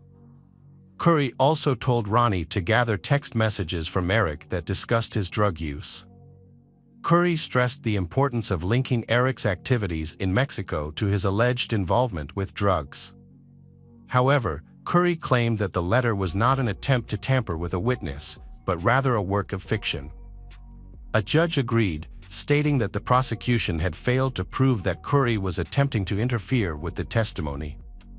Currently, Corey and her family are trying to gain custody of their 3 sons, who are living with a relative.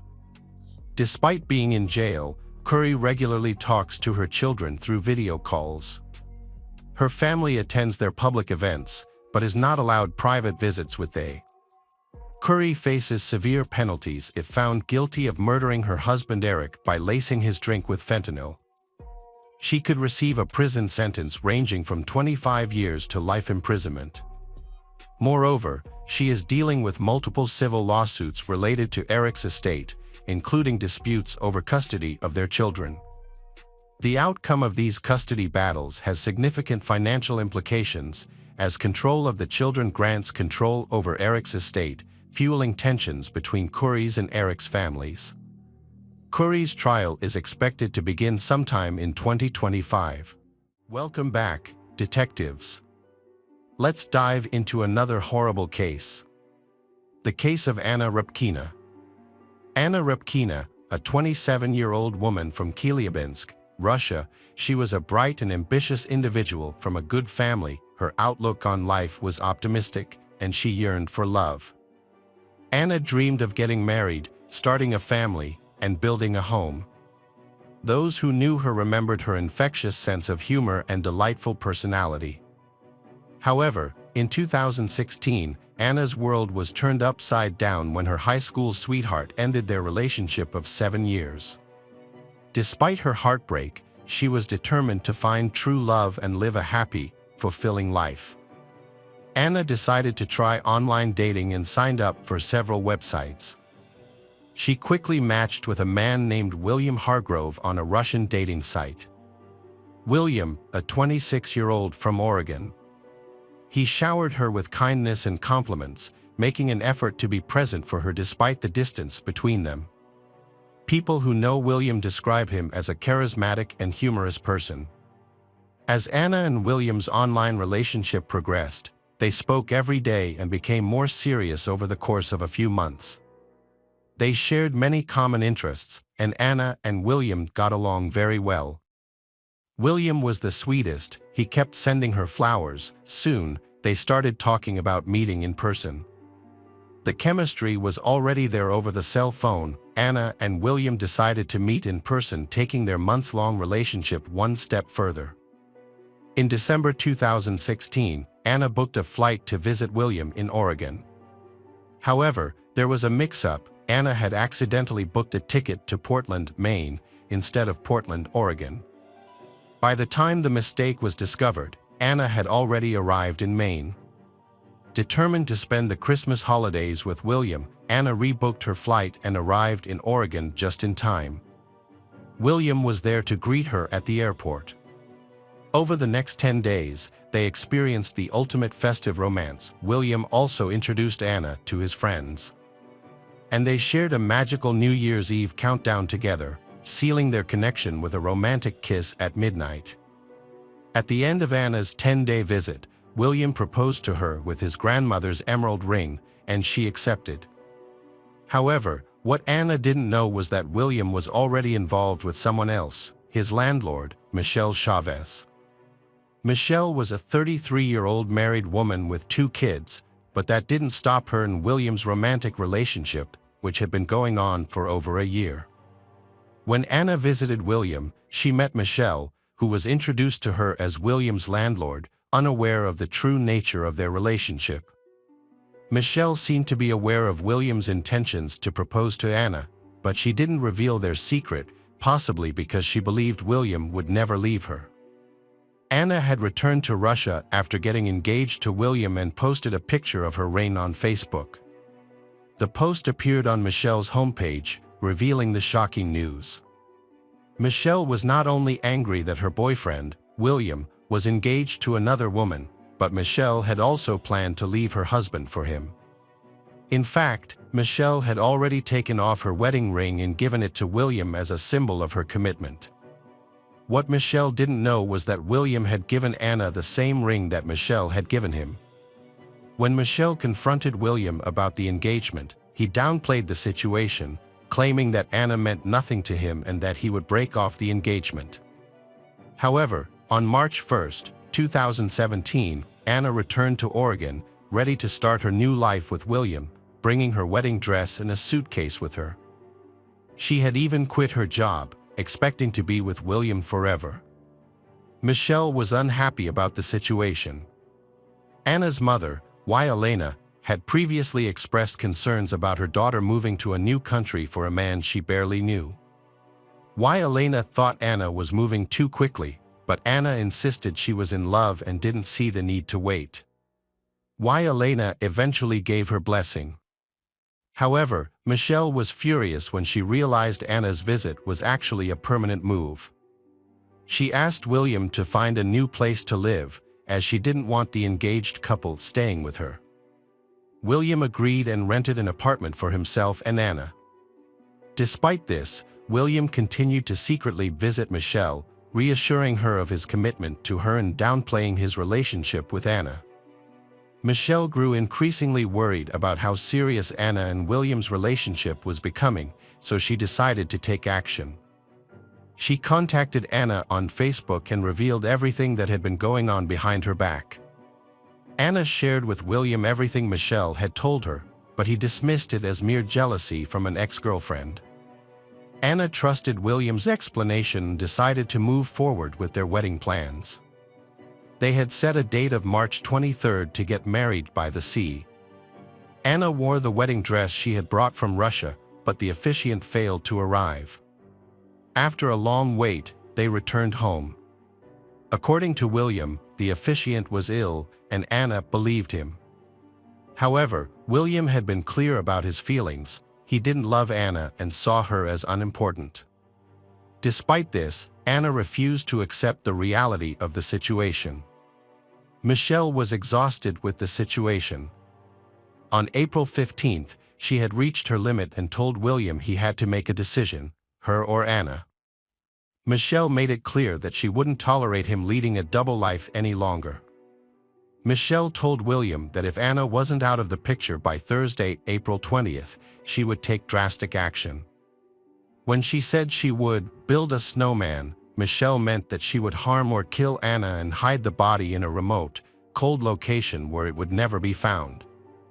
After her conversation with William, Michelle couldn't reach him. She assumed he had chosen Anna and left him several voicemails to express her feelings. However, the next day, Sunday, April 16th, William called Michelle and told her that he was now single. He explained that he and Anna had broken up and she was returning to Russia. It was Easter Sunday, and Michelle had been attending a family gathering. However, Michelle left her family's celebration to meet William. They of them reconnected and reaffirmed their relationship by being intimate in William's car. On April 17th, Anna's body was discovered in a forest, but the investigators had no idea who she was. She didn't have any identification on her and had only been in the state for about a month, making it difficult to start the investigation. There was no murder weapon at the scene, but among the trash scattered around her body was a clear plastic bag. Inside the bag, detectives found a KFC receipt, an empty Pepsi cup, and a used KFC chicken wrapper. The KFC receipt turned out to be a crucial piece of evidence. The receipt contained the date, time stamp, and debit card number, which led investigators to Kevin Thomas, the owner of the debit card. Kevin, it turned out, was a close friend of William's. When questioned, Kevin revealed that he and William were very close. Kevin also mentioned that he and William had a tradition of going to KFC for lunch every Friday. The receipt was from a purchase made about a week before William was questioned by the police. During the questioning, the police mentioned that they had found garbage from KFC in the trash, which they believed was from the previous week. William acknowledged that he and Kevin regularly went to KFC on Fridays. It was revealed that Kevin had paid for his meal with a credit card, while William had paid in cash. Kevin had previously told the police about William's complicated relationship situation, which had only come to light during the investigation into Anna's death. Kevin also mentioned that William had borrowed his shotgun, but had not returned it. According to Kevin, William had said he wanted to borrow the shotgun to go to the woods and relieve some stress. After hearing Kevin's statement, the police began to focus their attention on William and Michelle. From the day Anna died, William had been acting strangely and suspiciously. Following the death of his fiancée, Mr. William Hargrove was witnessed displaying unusual behavior. He withdrew funds from her bank account and spent them on items such as cigars and Star Wars Legos. He justified these purchases to his friend Kevin by saying he was trying to alleviate his grief.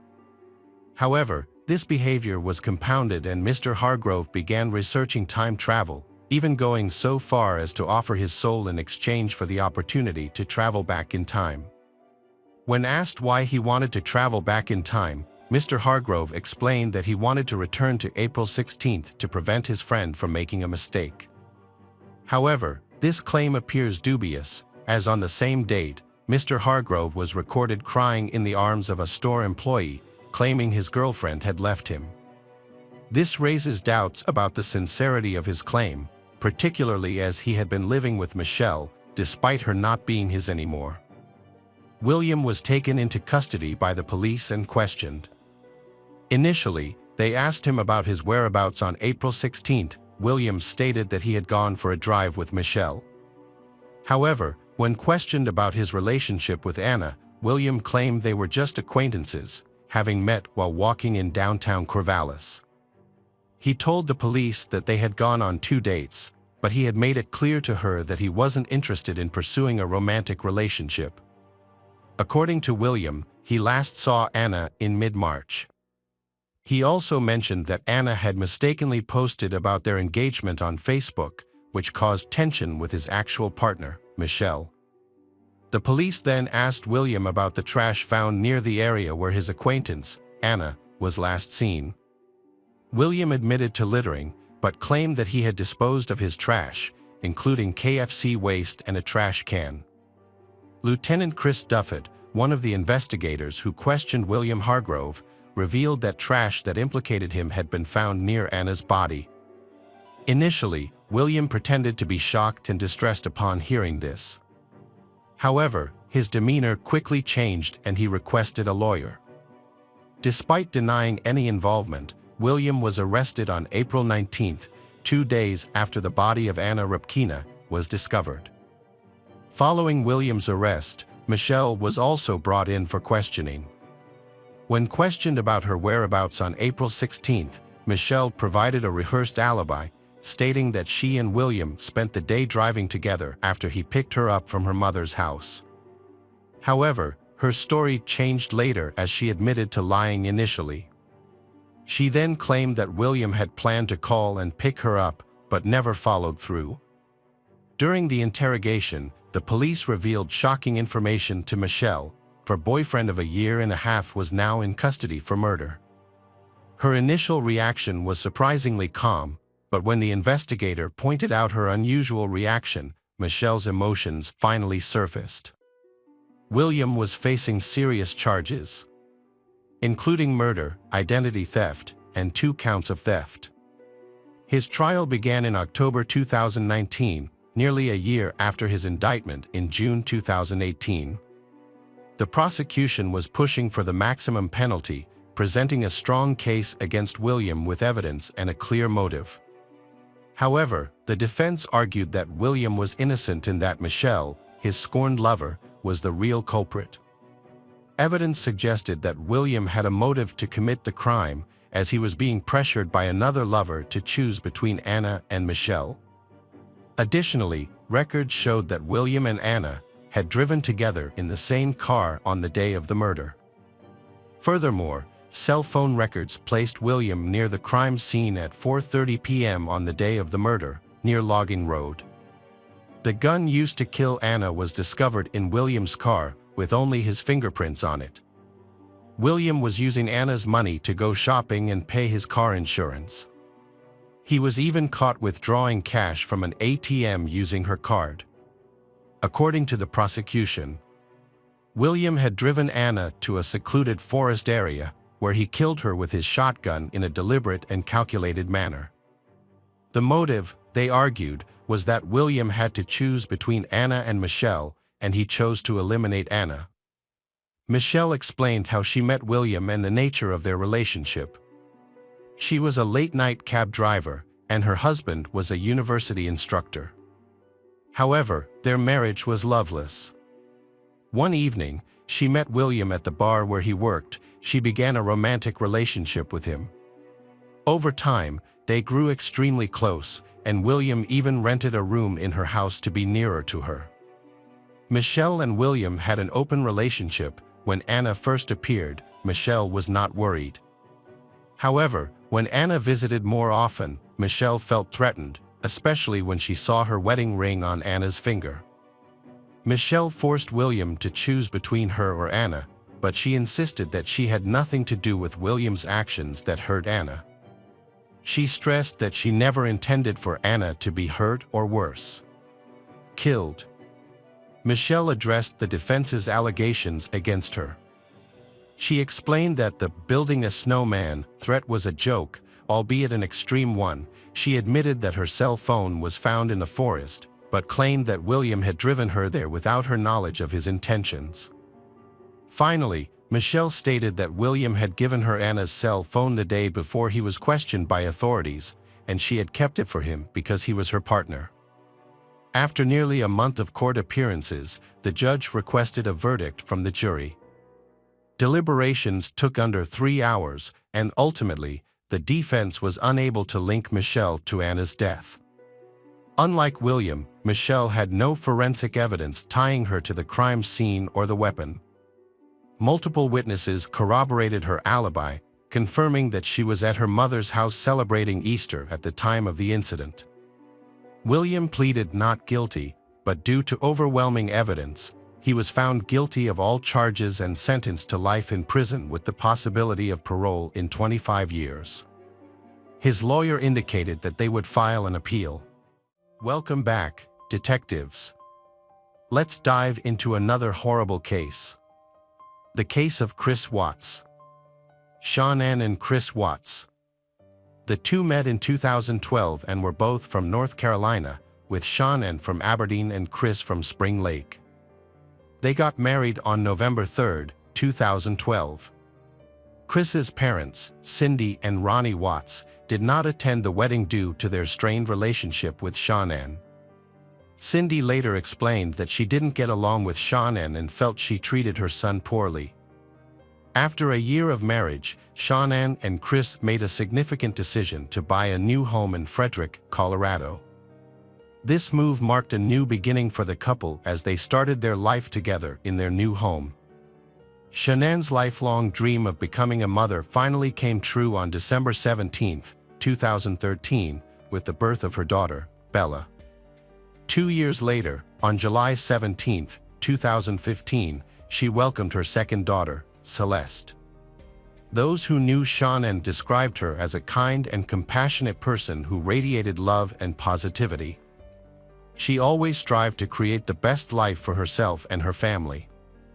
As a mother, Shanann loved her two daughters, Bella and Celeste, more than anything in the world.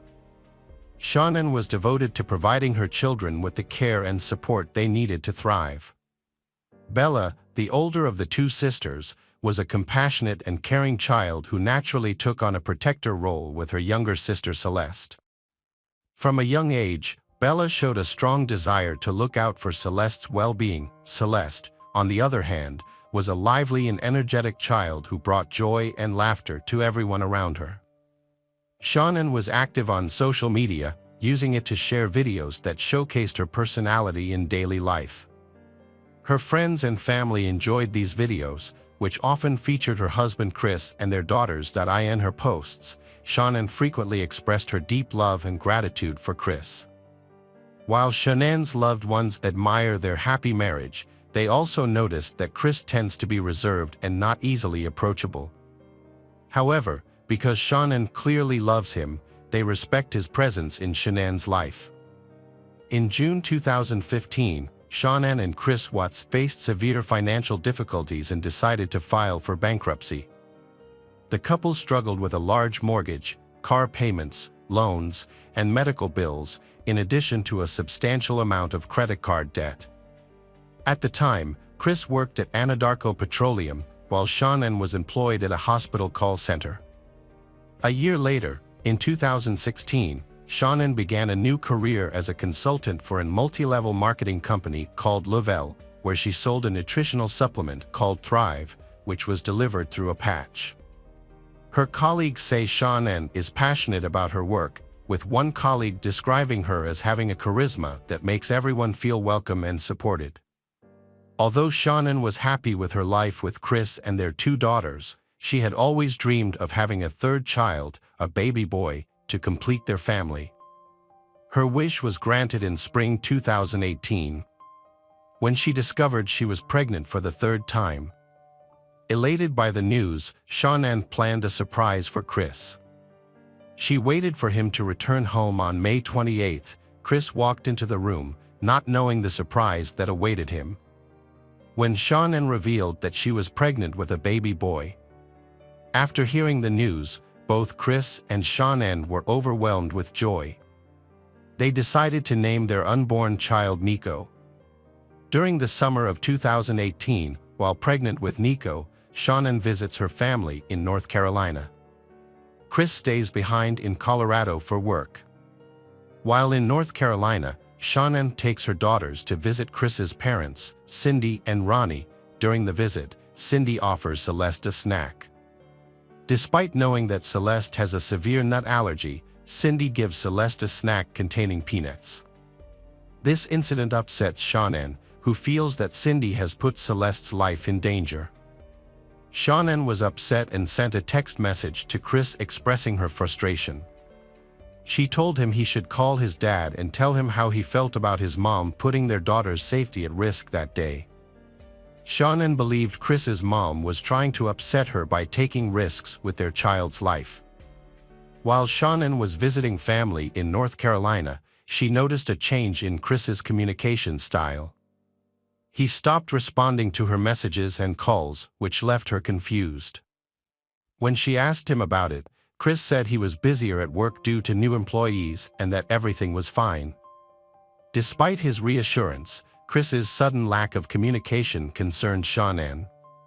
On July 31st, Chris flew from Colorado to North Carolina to join Shanann and their daughters, Bella and Celeste, for the week. The girls were excited to see their dad, and as soon as Chris stepped off the plane, they ran to him, eager for hugs. Chris picked them up and held them tightly. Chris's behavior toward Shannon was clearly different. He didn't greet her with a kiss, just a nod of acknowledgement. Shannon felt hurt and couldn't understand why Chris would act this way. She opened up to a friend via text message, expressing her concern that Chris had changed.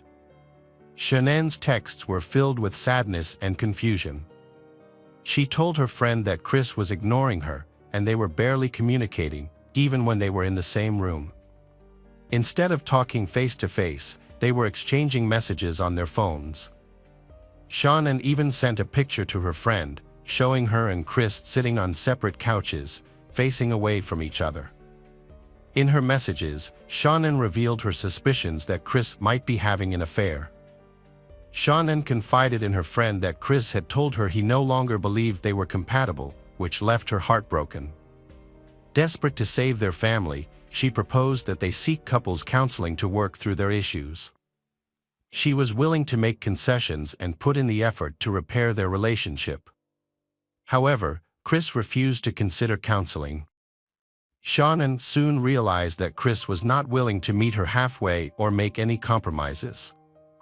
Despite her efforts to save their relationship, Shannon came to understand that Chris was not interested in finding common ground or working through their problems together. After returning to Colorado from a trip to North Carolina, Shannon, Chris, and their daughters settled back into their normal routine. However, Shannon's return was short-lived, as she soon left for a business trip to Arizona. While in Arizona, Shannon's friends noticed a change in her behavior. She seemed anxious and upset, rather than her usual happy self. One evening, Shannon opened up to her friends in their hotel room, sharing her concerns. She told them that Chris had expressed doubts about their relationship and refused to attend couples therapy. On August 11th, while Shannon was with her friends in Arizona, she received a notification about a restaurant charge on the credit card account she shared with Chris, which raised her suspicions. She couldn't shake off the feeling that Chris might be seeing someone else. Around 1:48 a.m., Shannon returned home from her business trip. Shannon's close friend Nicole Atkinson drove her home. Footage from their doorbell camera confirmed that Shannon had indeed entered her house on August 13th. However, as the day progressed, Shannon failed to send her usual good morning messages, alarming her friends. A missed OB/GYN appointment scheduled for 9:30 a.m. did little to quell their concerns. However, when Shannon missed another engagement, a 12:30 p.m. business meeting, Nicole's concerns escalated, realizing something was seriously wrong as Shannon was now uncharacteristically incommunicado for the entire day. Nicole had a nagging feeling that something was wrong and decided to drive to Shannon's house. As she approached the house, her anxiety spiked. Shannon's truck was parked in the garage, which was very unusual. Nicole went to Shannon's house and knocked on the front door, hoping Shannon would answer and explain that she was just tired from her flight the day before. But Shannon didn't respond. Nicole contacted Shannon's husband, Chris, to see if he knew where she was. Chris told her not to worry, thinking that Shannon might have taken their daughter to visit a friend. However, this explanation did not make sense. Shannon didn't have any plans to meet up with her friends, and they were starting to get concerned. They told Chris that they were going to report Shannon and their daughters, Bella and Celeste, missing to the police. Chris didn't want to involve the police, but Nicole was worried about her friend and decided to call 911 to report them missing. When the police arrived at Shannon and Chris's house, an officer from the Frederick Police Department spoke with Nicole. The officer's body cam footage showed that Nicole was clearly distraught about her missing friend. As Nicole was explaining everything she knew about Shannon and her daughters, Chris arrived at the house. However, unlike Nicole, he didn't seem particularly worried about their disappearance. During the search of the house, the officer found Shannon's purse, which was surprising since she and her daughters were missing. Inside the purse, the officer discovered medication for Shannon and her two daughters. which added to the concern. The discovery of the purse made Nicole even more anxious, but Chris remained calm. The officer also found Shannan's wedding ring left on the bedside table, which seemed unusual given the circumstances. The officer and Chris then went to a neighbor's house to review footage from their security camera. The camera's angle captured part of the driveway and garage of Shannan and Chris's house, which might provide some clues. Chris can be seen on footage opening the garage door and leaving his home at 5:28 a.m. While reviewing the footage, Chris's behavior changed dramatically, appearing nervous and agitated. His neighbor even commented on Chris's unusual behavior, expressing doubts to the officer about Chris's actions. Chris's reluctance to join the search for his missing wife, Shannan, and their daughters, Bella and Celeste, raised concerns with Shannan's friends. They found it incomprehensible that Chris was not worried about his family's disappearance. As the investigation continued, officers went door to door in the neighborhood, asking residents if they had seen Shannan or anything out of the ordinary. The search for Shannan, Bella, and Celeste intensified the next day, with the FBI and the Colorado Bureau of Investigation joining the effort. The Boulder Police Department also provided cadaver dogs to aid in the search, both on the property and inside the house. As officers searched the home, one handler observed that the house had a strong smell of cleaning solutions and appeared unusually clean. This sparked suspicion, prompting the officers to take a closer look. The presence of cleaning solutions suggested that someone may have attempted to conceal evidence or erase potential clues. Meanwhile, Chris gave an interview to a news station outside his home. He insisted that he and Shannan had not argued before she went missing, and expressed his wish for his family to return home safely. Chris expressed his longing to be reunited with his family, stating that his house felt incomplete without them. However, his behavior during the interview raised suspicions. Despite his emotional words, Chris appeared detached and unemotional, which puzzled those who knew him. Shannan's friends who watched the interview felt his behavior was inconsistent with his pleas for his family to return, and that only added to their concerns. On August 14th, Agent Coder interviewed Chris again. During the conversation, Chris suggested that Shannan may have taken the girls to a friend's house to relax. Meanwhile, the police department had received multiple reports of possible sightings of Shannan and her two daughters. Chris was shown various photographs, but he was unable to identify any of the individuals as his missing wife and daughters. Agent Coder also asked Chris about his marriage to Shannan. Chris claimed that he had never been unfaithful to Shannan and, to his knowledge, she had never cheated on him either. During an interview with Agent Coder, Chris exhibited suspicious behavior, frequently touching his neck with his hands. This caught Agent Coder's attention. The lack of updates from the authorities only intensified the family's desperation. After a 3-hour interrogation, Chris was released from the police department, but he was asked to return the following day, August 15th, for a polygraph test, to which he agreed. On August 15th, Chris picked up his father from the airport and then drove to the Frederick Police Department, where he was scheduled to take a polygraph test.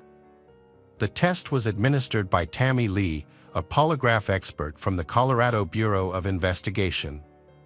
During the test, Chris denied any involvement in his wife Shannan's disappearance and claimed he had no knowledge of her whereabouts.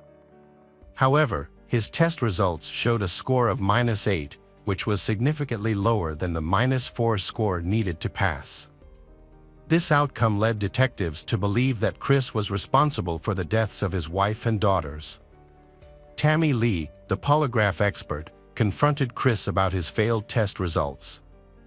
Chris admitted to causing Shannan emotional pain, but denied physically harming her. He also confessed to having an affair with a coworker and expressed regret for his infidelity. However, he continued to deny any involvement in his family's disappearance. Later in the interview, Chris asked to speak to his father, Ronnie. The officers hesitated, worried that Ronnie's presence might cause Chris to ask for a lawyer. However, they let Ronnie into the interrogation room, hoping that Ronnie's presence might encourage Chris to confess. When Ronnie arrived, Chris told his father that he had killed Shanann, claiming that he did so because Shanann had harmed their daughters, Bella and Celeste. The detectives did not believe for a moment that Shanann had hurt her daughters. Chris eventually confessed to burying Shanann in a shallow grave at one of his work sites and disposing of the bodies of their daughters in oil tanks. Chris pleaded guilty to avoid the death penalty and was sentenced to life in prison without parole. At his sentencing hearing, the judge stated that Chris's crimes were the most inhumane and brutal he had ever seen. Hi everyone, thanks for returning. Let's unravel another perplexing mystery. The case of Mackenzie Lueck. Mackenzie Lueck was born on March 8, 1996, to Diana and Gregory Leck. Her father worked in healthcare logistics and administration, and her mother was a homemaker. Mackenzie grew up in El Segundo, a city in Los Angeles County, California, with an older brother and two younger brothers. Mackenzie attended El Segundo High School, where Sher was a member of the swim team and played water polo. Mackenzie was a hardworking student with a strong interest in art, music, and animals. Mackenzie attended the University of Utah, where she majored in kinesiology and nursing and was a member of the Alpha Kappa Omega sorority. While in college, Mackenzie shared her feminist views and switched her political orientation from major party to conservative third party. Mackenzie worked at a biotesting company in Salt Lake City. Mackenzie wanted to pursue a career in health sciences, discussed with her counselors plans to attend nursing or medical school, and expected to graduate in May 2020. The Mackenzie family lived a normal life until everything changed on June 17, 2019. On that day, Mackenzie returned to Salt Lake City, Utah, after her grandmother's funeral. She arrived at Salt Lake City International Airport around 2 a.m. and texted her mother, "Just landed and love you, Mom." When her mother Diana answered a few moments later, Diana discovered that Mackenzie's phone was turned off. Her father Gregory also tried to call Mackenzie but was routed to her voicemail, causing Mackenzie's family to become very concerned for her safety. On June 20th, Mackenzie's parents realized that her friends had not seen or heard from her either. Mackenzie's friends reported her missing to the Salt Lake City Police Department. Over the next 2 weeks, while Mackenzie's parents Diana, Gregory, and their 3 sons tried everything they could to find Mackenzie in California, Mackenzie's Alpha Kappa Omega sorority sisters organized search efforts in Utah. They even created a Facebook page called Find Mackenzie Lueck to attract national media attention to the case. As police searched for clues about Mackenzie, they discovered video footage of Mackenzie at the airport. She was then picked up by a Lyft driver and taken to Hatch Park in North Salt Lake, about 13 miles away. Police checked Mackenzie's cell phone records, confirming that Mackenzie had been at the park. Police also discovered that Mackenzie had exchanged several text messages with a person named AAE, whom she had allegedly met on a dating website and planned to meet in person. Mackenzie's last text message to AAE was sent at 2:58 a.m. Cell phone records showed that both Mackenzie and AAE were at Hatch Park at the same time. Notably, at 2:59 a.m., Mackenzie's phone stopped transmitting data or location information, indicating that the phone had been turned off. Police tracked AAE's cell phone signal, which led them from the park to his home at 547 North 1000 West in a Fair Park neighborhood. Police found that AAE's cell phone was at his home at 3:07 a.m., just 7 to 8 minutes after he picked up Mackenzie from the park. Since AAE was the prime suspect in Mackenzie's disappearance, police decided to execute a search warrant at his home. During the search, police discovered a newly dug area in the backyard. Inside this area, they found burned human bones, muscle tissue, and charred personal items. In a nearby alley, police also discovered charred fabric and other items belonging to the victim. after the DNA from the bones matched the DNA profile of the items found. Police identified the victim as Mackenzie. A neighbor reported a foul odor coming from a campfire in AAE's backyard, which was also fueled by gasoline, on June 17 and again on June 18. This is where police found a shallow grave containing bones and tissue. Police impounded AAE's car after detecting a strong smell of gasoline and finding a red gas can in the trunk. They discovered that a can of gasoline had been purchased at a local store at 9 a.m. the day Mackenzie went missing. After arresting AAE, police checked his cell phone records, which showed AAE's phone was in Logan Canyon, a location where he buried Mackenzie's body on June 25. Between 2:30 p.m. and 4:30 p.m. police searched the area and found freshly disturbed soil in a wooded area near the main road, where they discovered a charred human body. On July 3, the medical examiner confirmed that the body was that of Mackenzie. Her hands had been bound behind her back with zip ties and rope. The cause of death was determined to be blunt force trauma to the left side of the skull, and her death was classified as a homicide. On October 7, 2020, AAE pleaded guilty to first-degree aggravated murder and third-degree indignity to a human body in connection with Mackenzie's death. AAE was sentenced to life in prison without parole, plus 5 years for indecent assault on Mackenzie. AAE was also charged with kidnapping another woman in March 2018, whom AAE met on a dating website. In addition, AAE was charged with 19 counts of sexual exploitation of a minor. These charges arose in August 2019 when police discovered child pornography on AAE's computer while investigating Mackenzie's death on July 2. The images reportedly showed children aged between 4 and 8. On October 1, 2020, AAE pleaded not guilty to these charges and the pornography charges were eventually dismissed. The tragic death of Mackenzie Lueck has had a profound impact on her family, friends, and the entire nation. Her cheerful personality, zest for life, and desire to make a positive impact were suddenly ended by a senseless act of violence. Mackenzie's story serves as an important reminder to always be cautious and safe, especially when using online dating services. Rest in peace, Mackenzie Lueck. Hi there, investigators. It's time to uncover the truth behind another case. The case of Kenneth Keith. Michael Hawkinsmith, 35, was born in Danville, Kentucky. He was a well-known pastor at a local church where he lived. After working at the church for a long time, he decided to work at a local pawn shop called ABC while continuing to work as a part-time pastor. After a while, due to the previous owner's health issues, Michael had to take over the entire pawn shop. Being an honest and helpful person, he easily connected with people. In his personal life, Michael was married to Angela, and the two had 2 children together, Andrew and Naomi. Michael and Angela jointly owned the ABC Gold, Games and More pawn shop in Danville, Kentucky. They homeschooled their 9-year-old son Andrew and took care of their newborn daughter Naomi. Andrew often visited his parents' workplace and considered it his playground.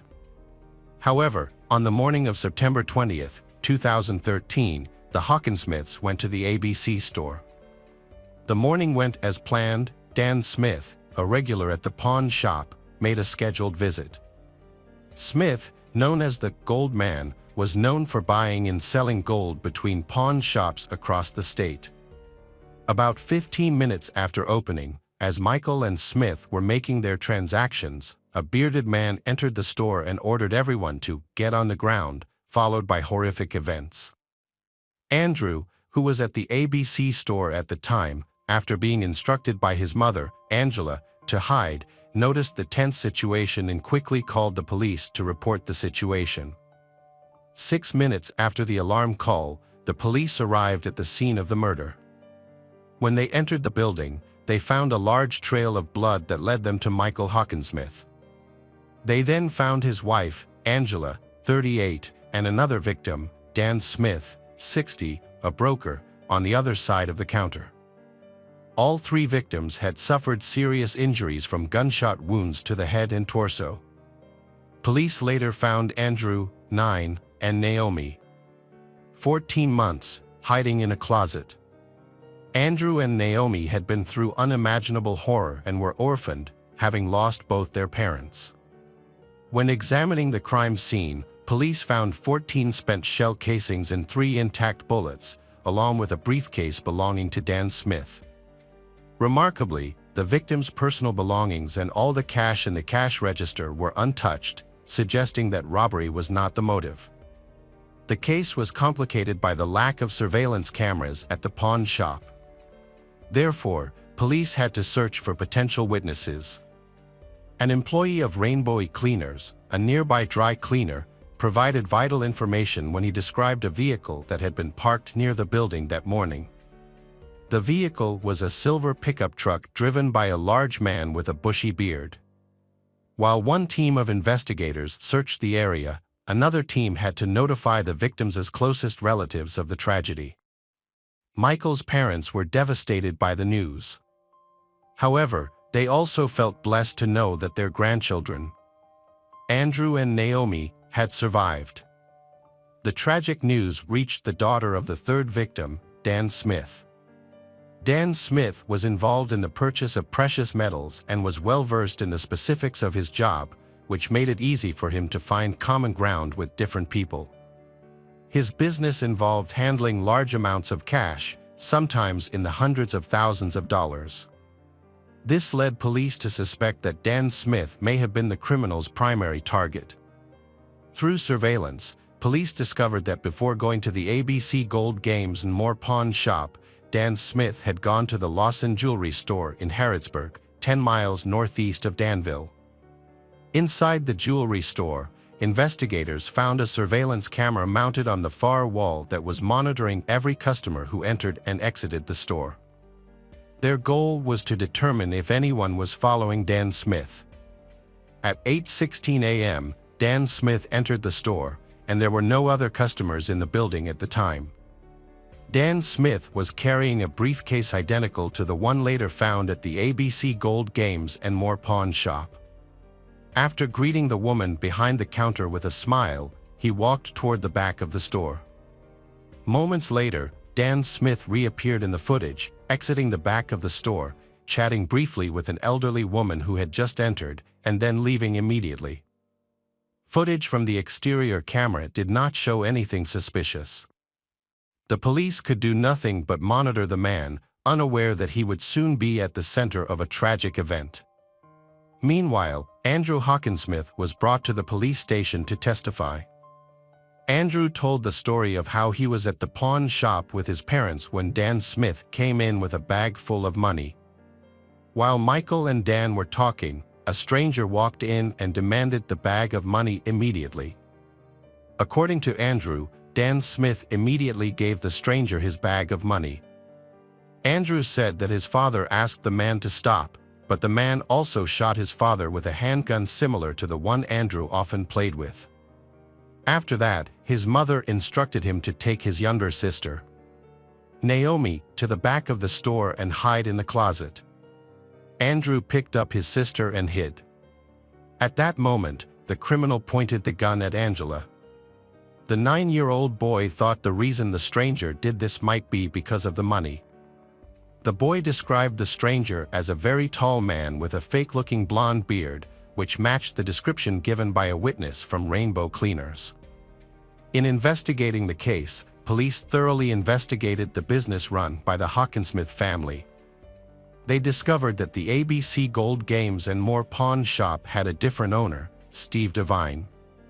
Although he usually attended Friday transactions with Dan Smith, he was absent on the morning of September 20th. This information raised concerns, making determining his whereabouts a top priority. Steve Devine explained that he had an allergic reaction that morning and had to cancel all his appointments. His wife confirmed this story. The alibi and the fact that Steve Devine did not own a silver pickup truck helped eliminate him as a suspect. Steve Devine also explained why there were no surveillance cameras in the pawn shop. According to him, the security system had been removed by the previous owner, Kenneth Allen Keith. The new owner had yet to install a replacement. Kenneth Allen Keith, 48, is a pastor like Michael Hawkinsmith. He sold the pawn shop after being diagnosed with brain cancer. However, he is still the owner of another similar establishment, Gold Rush Buyers, in Pulaski County, near Danville's Bowles district. Their friendship began when Michael worked at a church youth camp and lasted 15 years. The Hawkinsmiths respected Pastor Kenneth, and he was like a beloved uncle to Andrew. With no significant leads, investigators decided to search the street surveillance systems near ABC Gold Games and More and other pawn shops. They found a camera on the office building of the real estate company Danville Rentals. Surveillance footage captured a silver pickup truck at 8:45 a.m., but the image was too blurry to determine the license plate or make. However, eyewitness testimony from Rainbow Cleaners helped police identify the vehicle. The witness described the vehicle as an older model with a distinctive square body shape. The vehicle in the video also clearly showed a square rear bumper that matched this description. The color, type, and shape of the vehicle all suggested that police had found the vehicle of the criminal. They continued to search surveillance systems farther and farther away from the pawn shop.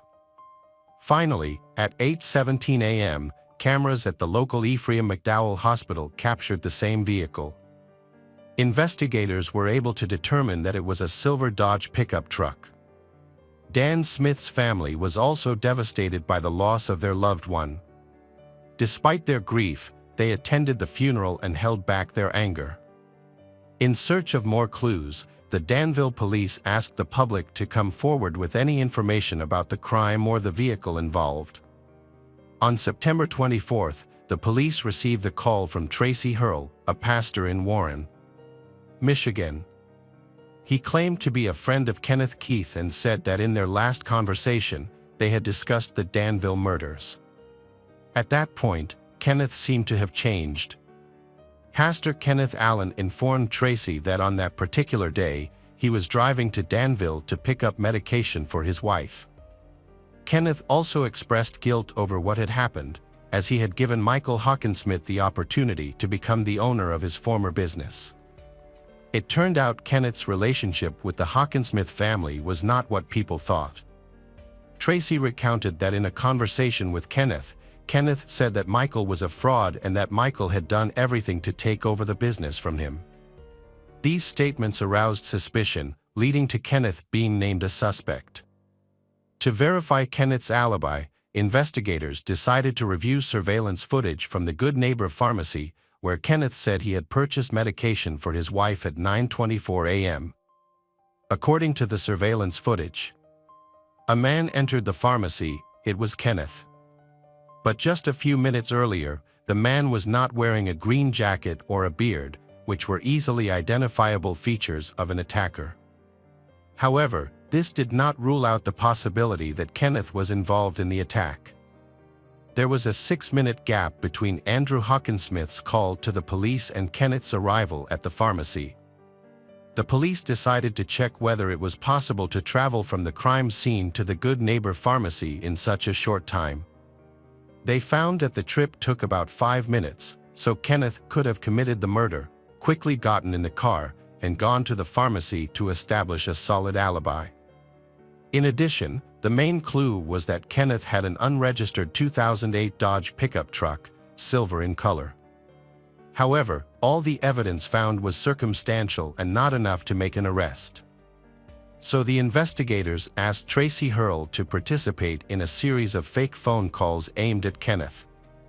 Fortunately, Tracy agreed. During these calls, Kenneth finally revealed his true feelings towards the Hawkinsmith family. Everyone had been waiting for this to happen. Kenneth began discussing details of the case that had not been made public. Kenneth said that he was in Danville, but he was at the pharmacy. Kenneth confirmed that he was standing in the pharmacy while all this was happening. Kenneth then explained that he had left Danville and returned to Somerset. He then drove to the car wash to prepare for a planned family vacation. At 10:50 a.m., Kenneth was seen on camera walking down the hallway to the cash register with a noticeable smile. Exterior camera footage covering the parking lot showed Pastor Kenneth leaving the car wash in the same silver Dodge at 11:25 a.m., matching all previous images captured by various surveillance systems in Danville. At that point, they had enough evidence to arrest Kenneth. However, when he was offered a lie detector test to clarify his role in the case, he reacted in an unusual way. He claimed that he would not be able to pass a lie detector test because, during his military service, he had performed some special missions that involved killing a number of people. Investigators then executed a search warrant at Kenneth Allen Keith's pawn shop and discovered some important evidence. They found a fake beard and a significant amount of cash without any legal explanation as to how he had obtained it. In particular, they also found bundles of money wrapped in a ribbon with the name of the bank that issued them, indicating that Dan Smith was a customer. Further investigation revealed that the money found in Keith's pawn shop had recently been withdrawn from the account of a deceased broker. This raised suspicions about Keith's involvement in the case. In addition, investigators also found several .22 caliber shell casings in Keith's pawn shop. After ballistic analysis, they discovered that these casings had been fired from the same type of weapon used to shoot Andrew and Naomi's parents. Kenneth Allen Keith was charged with 3 counts of first-degree murder and robbery. He believed that Michael Hawkinsmith and Steve Dine were conspiring to remove him from the business. However, there was no evidence that Michael Hawkinsmith and Steve Dine were involved in any conspiracy. When Kenneth met Dan Smith at the pawn shop, he tried to create a fake plan to make the police think that the case was a robbery. However, the plan failed when the police investigated and found no evidence of suspicious activities by Michael Hawkinsmith and Steve Dine. On September 20th, Kenneth arrived in Danville in his silver Dodge Caravan. He circled the pawn shop until he saw Dan Smith's car parked nearby. Kenneth then killed Dan Smith, Michael Hawkinsmith, and Angela Hawkinsmith. After taking all the cash, Kenneth calmly left the crime scene and stopped at the Good Neighbor Pharmacy, which was captured on surveillance cameras, creating a false alibi. Kenneth's decision to have his car washed appears to have been another attempt to remove any evidence that might have been left on the car. Prior to sentencing, in 2017, Kenneth Allen Keith pleaded guilty to all charges. He was sentenced to life in prison. Hello friends, welcome to our channel. Today we're going to take a look at another horrible case with you. The case of Elle Edwards. Elle Edwards, a 26-year-old woman, she was a vibrant and beautiful young woman who worked as a cosmetologist at a local beauty salon and assisted a dermatologist. Her positive attitude and kindness have helped her win the hearts and satisfaction of all her customers, even the most difficult ones. Edwards is a highly skilled beauty professional, known for being cheerful and always smiling. At the same time, she was determined and constantly working towards her goals and dreams. On December 24, 2022, her sister Lucy flew in from Dubai to spend the holidays with their family, and Edwards eagerly awaited her return. To celebrate this special occasion, Edwards, her sister, and their friends decided to go to the local pub in Liverpool's Wallasey Village, UK. Here they were having a fantastic time, laughing, dancing, and singing karaoke in a joyful atmosphere. Without their knowledge, someone with ill intentions was nearby. As they exited the pub at approximately 11:50 p.m., someone placed an emergency call. Shortly thereafter, a minimum of 12 shots were fired. Edwards was struck by 2 bullets, and she's suffering a severe head wound. The emergency services were immediately dispatched to the scene. They quickly loaded Edwards into an ambulance and rushed her to the local hospital. Unfortunately, she succumbed to her injuries en route, as they were fatal. When the police informed Edwards's family of the tragedy, they were shocked and disbelieving. No one could comprehend how this could have happened to Edwards, a beautiful and lively young woman. It was unthinkable that she could have had enemies who wished her harm. In the early stages of the investigation, detectives had no leads. The attacker launched a surprise assault and then quickly disappeared, leaving behind a single shell casing in the victim, who was severely bleeding at the location where the crime occurred. The assault was swift yet clearly premeditated, affording Edwards no opportunity for survival. However, it was unclear whether the attacker meant to target Edwards or if Edwards was simply in the wrong place at the wrong time and got hurt by someone who was mentally unstable. A car of unknown origin pulled up near the entrance of the pub, and shortly thereafter, gunfire erupted.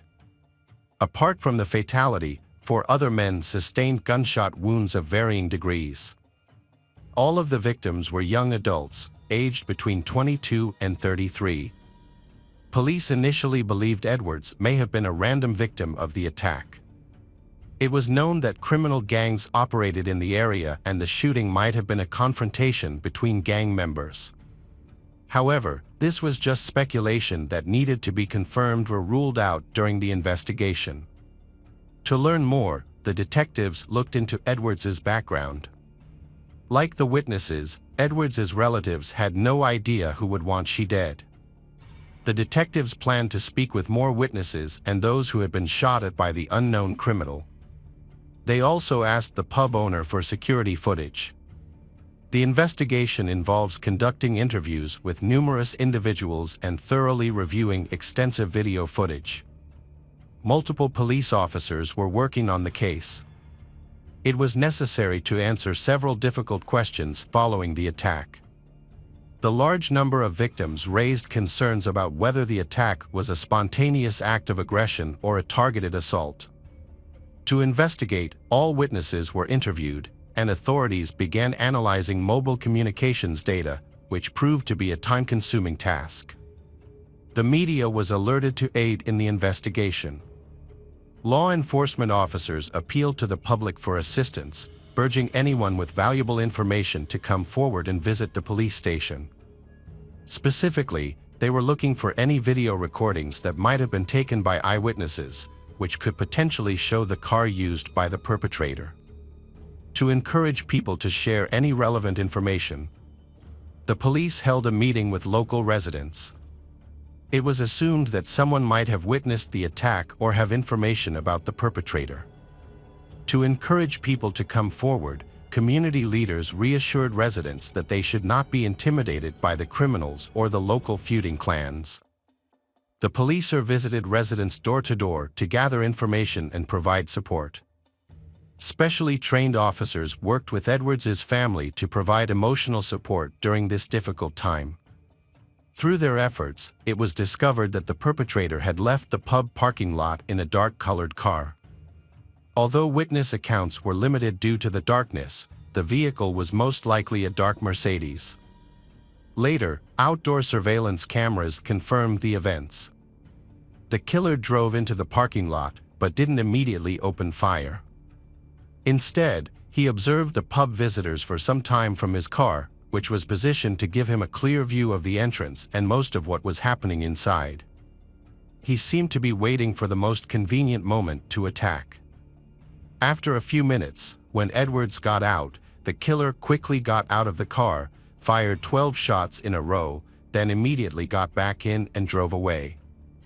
Investigators studied the recordings and concluded that the attacker acted alone, without any backup. Unfortunately, it was impossible to determine exactly where the perpetrator fled. The detectives conducted a thorough investigation, going door to door to speak with local residents, providing a detailed description of the car and the circumstances surrounding the incident. Their goal was to identify the killer. The streets were patrolled 24/7, and within 2 days, they had detained 2 suspects. However, their involvement in the crime couldn't be proven without proof. The detectives then made a public statement, vowing to continue their pursuit of the unknown shooter until they were brought to justice. This was intended to reassure local residents, who were outraged by the rising crime rates and the authorities' seeming inability to stop it. There was speculation that the attack may have been sparked by a feud between local gangs, with Edwards being an innocent bystander. However, this theory was still unconfirmed and required further investigation. It was determined that the intended targets of the shooting may have been Jake and Curran, two members of the local Beechwood gang who were at the pub that evening. They had a long-standing and intense feud with another group vying for control of the territory. On December 29th, police arrested a person of interest, but he was not the shooter. Although he had a solid alibi, the detective suspected that he may have been involved in planning the attack. Around the same time, authorities identified the dark Mercedes car used by the killer to leave the pub's parking lot. However, due to a lack of direct evidence, the name of a third suspect was not released. The car was tracked through surveillance footage and identified with the help of cameras. However, the police were unable to respond in time. On December 31st, a report was filed with the police department stating that a fire had started near the scene of the shooting. When the special services arrived at the scene, they found a dark Mercedes engulfed in flames, which resembled the perpetrator's vehicle. The fire had completely burned out the vehicle, destroying valuable evidence. It's clear the perpetrators knew the police were closing in, so they intentionally destroyed one of the key pieces of evidence. Although the fire didn't completely destroy the car, investigators confirmed it was used during the shooting. However, the Mercedes had been stolen shortly before the attack and didn't belong to the perpetrators. The arson was likely committed to hinder the investigation. Following the January 11th murder, police took two more suspects into custody in Central Wales, Connor Chapman, 22, and a 23-year-old woman. Connor was a familiar figure to police, with his extensive criminal record. Before the murder of Edwards, Connor began his downward spiral into a life of crime with increasingly bold lawbreakings. His early offenses included a car theft under severe circumstances, and he was repeatedly suspected of robbery, hooliganism, and making threats. At one point, Connor led police on a high-speed chase before ditching the car and hiding in nearby bushes. Upon being caught, he feigned innocence, claiming he had no idea what the officers were talking about and was simply waiting for a friend. This brazen act earned him a degree of notoriety, landing his details in newspaper headlines. Connor Chapman, a resident of Birkenhead, Liverpool, was raised by his grandparents after being abandoned by his parents at a young age. He moved into their house and struggled academically, eventually dropping out of high school before his exams. As a teenager, Connor was considered a troublemaker and had his first brush with the law in 2014, when he was 14 years old, for shoplifting. 2 years later, in 2016, Connor committed another offense by stealing a car. He was caught driving the stolen vehicle without a license or insurance, violating the terms of his suspended sentence. In 2017, he was convicted of possession of a controlled substance, while also violating a restraining order by entering areas of the city he was banned from, all under police surveillance. Connor was prohibited from appearing in public due to the risk he posed to society. However, in 2018, he disregarded the ban and was detained by the authorities while in possession of a knife and banned substances. The same year, Connor Chapman came to the attention of the general public after a failed attempt to evade the police in a stolen vehicle. The incident occurred when the city patrols spotted a stolen Audi and instructed the driver to stop and exit the vehicle with hands raised.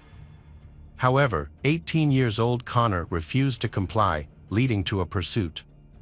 During the brief chase, Connor committed multiple traffic offenses, including exceeding 80 km/h in 30 km/h zones, repeatedly driving into oncoming traffic, and ultimately crashing into the curb at high speed. The impact sent the car careening to the side and spinning around. Unable to continue, Connor exited the vehicle and fled on foot. However, The patrol caught up with him in the bushes just a few hundred meters away. Connor claimed he was waiting for a friend, but it was clear he was not telling the truth. In court, Connor's lawyer explained that his client had been influenced by a group of older friends who were a bad influence.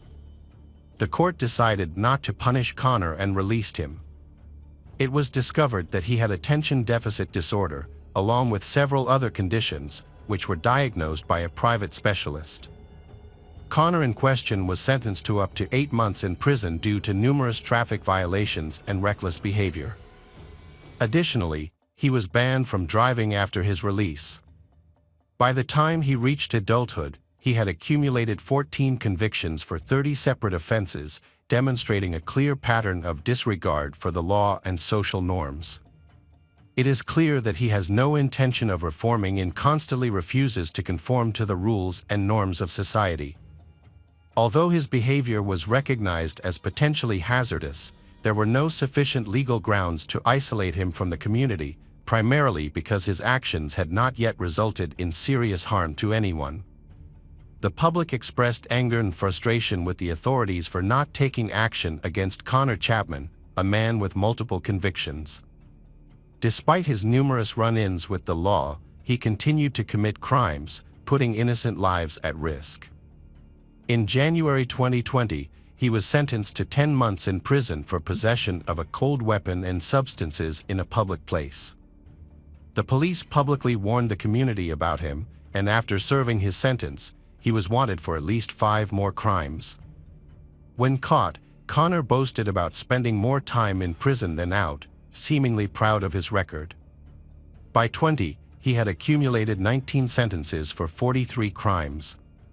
However, he was released again in the summer of 2022, just 6 months before the death of L. Edwards. During this time, he appeared in court again, and his lawyer attempted to garner sympathy by sharing that Connor's first child was born while he was in prison. At this point, Connor's girlfriend was pregnant with a baby girl. He claimed to have turned his around and wanted to make amends, but this was just a ruse. In reality, he wanted to escape and return to his life of crime. The police were already aware of his involvement with a local gang that sold prohibited substances, but he was being tried for a lesser offense, the burglary and theft of 2 electric motorcycles.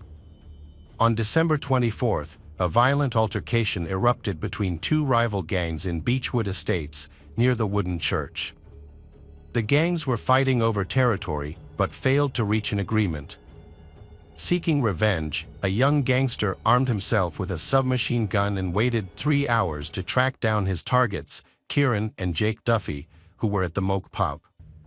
Just before midnight, he drove to the parking lot, identified his victims, and waited for the perfect moment to strike.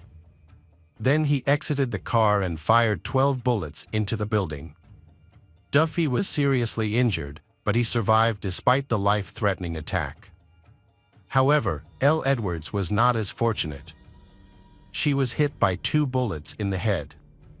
Edwards fought for her life, but she died in the medic's arms on the way to the hospital. Edwards had unintentionally crossed paths with the killer's targets that evening and had no idea the night would end so tragically. The pub was crowded at the time of the attack, 1 person was killed, and 4 others were wounded. A 22-year-old man was shot in the leg, a 24-year-old man was wounded in the arm, and a 33-year-old man was injured in the wrist. Fortunately, none of these injuries were life-threatening. Edwards's friends tried to provide her with first aid and performed CPR at the scene. Unfortunately, their efforts were not enough to save her life. Edwards's sister, Lucy, was much luckier. She had been living in Dubai and had flown home to celebrate Christmas with her family just minutes before the attack. She had already left the pub, so she was not affected at all. Later, Lucy recalled how she had wanted to take her sister with her, but Edwards had wanted to stay with her friends. On January 25, 2023, a funeral was held for Edwards, who was tragically killed in a gang-related incident. Hundreds of people attended to pay their respects to the innocent victim. A hearse pulled by 4 white horses carried her body to the local church. As a sign of respect, the pub where she had last celebrated was closed for the day. The pub's owner also shared a message of support for her family on social media. Connor Chapman was subsequently charged with multiple offenses, including murder. It was discovered that Connor had an accomplice, 20-year-old Thomas. A video recording was found on Thomas during the searches, made shortly before the attack. In the video, Connor is seen handing over a weapon and stating his intention to settle accounts with someone. After the attack, Connor and Thomas hid the stolen Mercedes together, planning to dispose of it later. Although the murder weapon was never found, DNA traces from the killer were detected on one of the shell casings. It became clear that Connor had loaded the weapon before the attack, as evidenced by the presence of red gloves found at his house, which were visible in CCTV footage from Moke. After committing the crime, Connor and Thomas abandoned their car and ordered a taxi under a false name to throw off investigators. They used the taxi service to cover their tracks. At approximately 5 a.m., they went back to the location where they had hidden the car in order to take additional steps to cover their tracks and hide their involvement. Thomas Nord was found guilty of all charges in July 2023 and received a 9-year prison sentence. The relatively lenient sentence was due to his limited prior criminal history compared to Connor. Jake and Kieran, members of the local Beechwood gang, were wounded during the attack but managed to survive. Given their gang affiliation and the ongoing conflict with a rival group, the violent incident was not unexpected. It became known that on December 23, 2023, Connor Chapman's group, including Kieran and his friend, were attacked and beaten by another individual from the same group. Although they did not receive serious injuries, this incident occurred just a day before they were attacked with firearms. At the time, they seemed to view the beating as a random altercation and subsequently went to a pub to relax. After the shooting incident, while the shooter, Connor, awaited sentencing for the murder of an innocent victim, Kieran and his friend were already imprisoned. Kieran received a 27-month sentence for attacking members of a rival criminal group and an additional 9 months for the fight. His friend was sentenced to 2 years and 9 months for a similar offense. It appeared that Kieran and his friend were attempting to avenge the attempted murder. As a result, prohibitive court orders were issued against them, imposing various restrictions. Although this approach did not prevent the gang from engaging in further criminal activities, it did provide a basis for more severe punishment if they continued to disregard the court orders. The public was outraged that gang members received lenient sentences despite committing multiple crimes. It became clear that the existing bans were ineffective in maintaining public safety. For instance, Connor was banned from visiting the area where the pub was located, but he still managed to steal a car and enter the pub despite having a driving ban. During the trial for L. Edwards' murder, Connor attempted to dispute the claim that he was the person seen in the CCTV footage. He claimed that at the time, he was at home wrapping Christmas gifts. Nevertheless, sufficient evidence was collected to expose the facts. The hearings lasted 3.5 weeks, exposing all the incident leading up to the attack. It was discovered that the motive behind the attack was a turf war between 2 rival gangs. Connor had no connection to L. Edwards, he was completely indifferent to her fate, as well as the fate of the other innocent people in the bar. He was driven solely by uncontrolled rage. After attempting to murder 2 rivals, Connor planned to escape to Spain to evade capture. He used a stolen car and disposed of the murder weapon, trying to avoid detection by the police. He also avoided using public transportation. Ultimately, detectives apprehended Connor at the airport. After being arrested, Connor attempted to mislead the police by stating that the Mercedes he was seen driving on the day of the murder was not stolen. Instead, He claimed it was a shared vehicle used by his criminal group for distributing substances. He denied being the driver and continued to try to convince the jury that he was not the one who opened fire that evening. In a desperate bid to escape the consequences, Connor claimed he had only just discovered that someone from his group had used the vehicle to attack the pub. Before the jury deliberated on the verdict, Belle Edwards' father gave a heartfelt speech, expressing his hope that the perpetrator would never be able to spend Christmas with his loved ones as a free man again. The jurors, comprised of P. Asen and Sim Janine, reached a unanimous verdict after 3 hours of deliberation. They found Connor Chapman guilty of all charges, citing that he had committed the crime with callous disregard and showed no remorse for the accidental killing of Elle Edwards, taking away her promising life. Rather than showing regret, Connor spent several days systematically eliminating all evidence and traces of the murder that could implicate him. The motive behind the attack was attributed to a rivalry between criminal gangs. On July 7, 2023, Connor was sentenced to life imprisonment with the possibility of parole after serving 48 years of his sentence. After the verdict was announced, Elle Edwards' father raised his fist in triumph. However, the incident sparked widespread public outrage. The city's residents felt unsafe knowing they were caught in the middle of a turf war between rival gangs. These gangs possessed a large number of firearms and had shown a willingness to use them, as evidenced by Elle Edwards' murder. Hi everyone, thanks for returning. Let's unravel another perplexing mystery. The case of Alyssa Burkett. Alyssa Burkett was born on December 31, 1995, in Mosquito, Texas, to Teresa and Burkett and Joshua Forey. She has 3 older sisters, Nikki, Madison, and Taylor, and 2 older brothers, Landon and Tyler. Alyssa showed creative talent from a young age. At the age of 7, she dreamed of becoming a fashion designer and even made her own clothes. Her grandfather, Russell Forey, a musician, encouraged Alyssa's passion, and at the age of 13, Alyssa decided to change her career path and pursue a career in law. Russell supported Alyssa's decision. After graduating from Royce City High School, Alyssa enrolled in a local college. When she was 18, Alyssa met a boy named Andrew Bird. He was 9 years older than her and seemed to be a mysterious bad boy. Despite her family's objections, Alyssa began pursuing Andrew. The relationship was unstable and complicated. Andrew did not work and relied on Alyssa for support. However, Andrew was very possessive, constantly monitoring Alyssa's every move. Her friends advised her to break up with Andrew many times, but Alyssa did not listen. In January 2019, 23-year-old Alyssa discovered that she was pregnant with Andrew's child.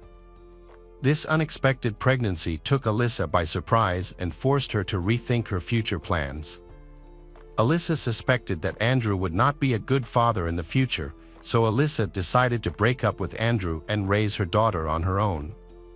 Alyssa dropped out of college because of her pregnancy. On December 31, 2019, her 24th birthday, Alyssa gave birth to a healthy baby girl and named her Willow. Despite the challenges ahead, Alyssa is still trying her best to be a good mother. Alyssa often shares family photos on social media platforms.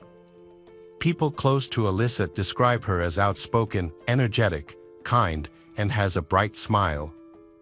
Alyssa has worked hard to earn money to take care of her daughter. She is working at Green Tree, a residential real estate company. With the support of her family, especially her grandparents, Alyssa tried to give her daughter a peaceful childhood while staying away from Andrew because she considered him unreliable. However, Andrew refused to give up. He initiated a fierce legal battle to gain custody of Willow, asserting that Andrew would achieve his goals at all costs and nothing could stop him.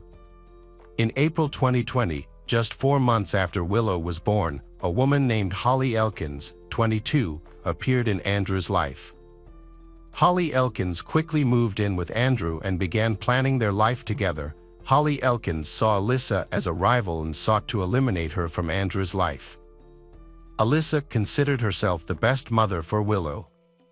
She began to feel the growing threat from Andrew and his fiancée Holly Elkins. Friends advised Alyssa to be cautious and prepare for the worst. Little did Alyssa know that her life was about to be seriously threatened. As soon as Andrew Bird and Holly Elkins began dating, they immediately launched a plan to bring Alyssa down. Their goal was to ruin Alyssa's reputation and take away Alyssa's custody of their child in order to gain custody of Willow. In text messages, Holly Elkins openly expressed her desire to eliminate Alyssa. Holly Elkins wrote to Andrew that Alyssa was controlling him, making him prioritize Alyssa, and demanding that Andrew show subservience to Alyssa. Holly Elkins viciously criticized Alyssa, calling her a liar, stupid, and a bad mother. Holly Elkins encouraged Andrew to take action against Alyssa, claiming that Alyssa was hindering their family happiness with Willow. Holly Elkins and Andrew installed a GPS tracking device on Alyssa's car to monitor her every move. Holly Elkins then anonymously called 911, falsely reporting that Alyssa was driving erratically in order to discredit her with the police. On another occasion, Holly Elkins went to the police station and falsely accused Alyssa of attacking her. To prove this story, Holly Elkins scratched her chest. The couple also hired a private investigator to find evidence against Alyssa and her new boyfriend. However, the detective did not find any evidence that could incriminate Alyssa, but Holly Elkins and Andrew did not give up. In September 2020, Holly Elkins and Andrew hid drugs and unregistered weapons in Alyssa's car and anonymously reported that Alyssa was trafficking drugs from her car. During the interrogation, Alyssa cried and insisted that she had nothing to do with drugs and immediately suspected Andrew of having a role in the plot, with the aim of discrediting Alyssa in the eyes of the police. Unfortunately, she could not prove it. Holly Elkins and Andrew planned every detail of the crime. On September 10, 2020, Holly Elkins went to a sports store with Andrew. There, Andrew bought a black raincoat with cash, and Holly Elkins helped Andrew choose the right outfit for the crime plan. On September 14, Holly Elkins went to a pharmacy and bought dark foundation and other cosmetics to disguise Andrew. On September 19, Holly Elkins and Andrew stopped by a hardware store where they bought shotgun shells and a large Camillus knife. Both the gun and knife would be used by Andrew to take revenge on his daughter's mother, Alyssa. During the last week of September, Holly Elkins texted Andrew frequently, urging him to carry out the plan. Holly Elkins stressed that they needed to resolve the issue. Holly Elkins knew that their relationship would be in danger if Andrew did not act.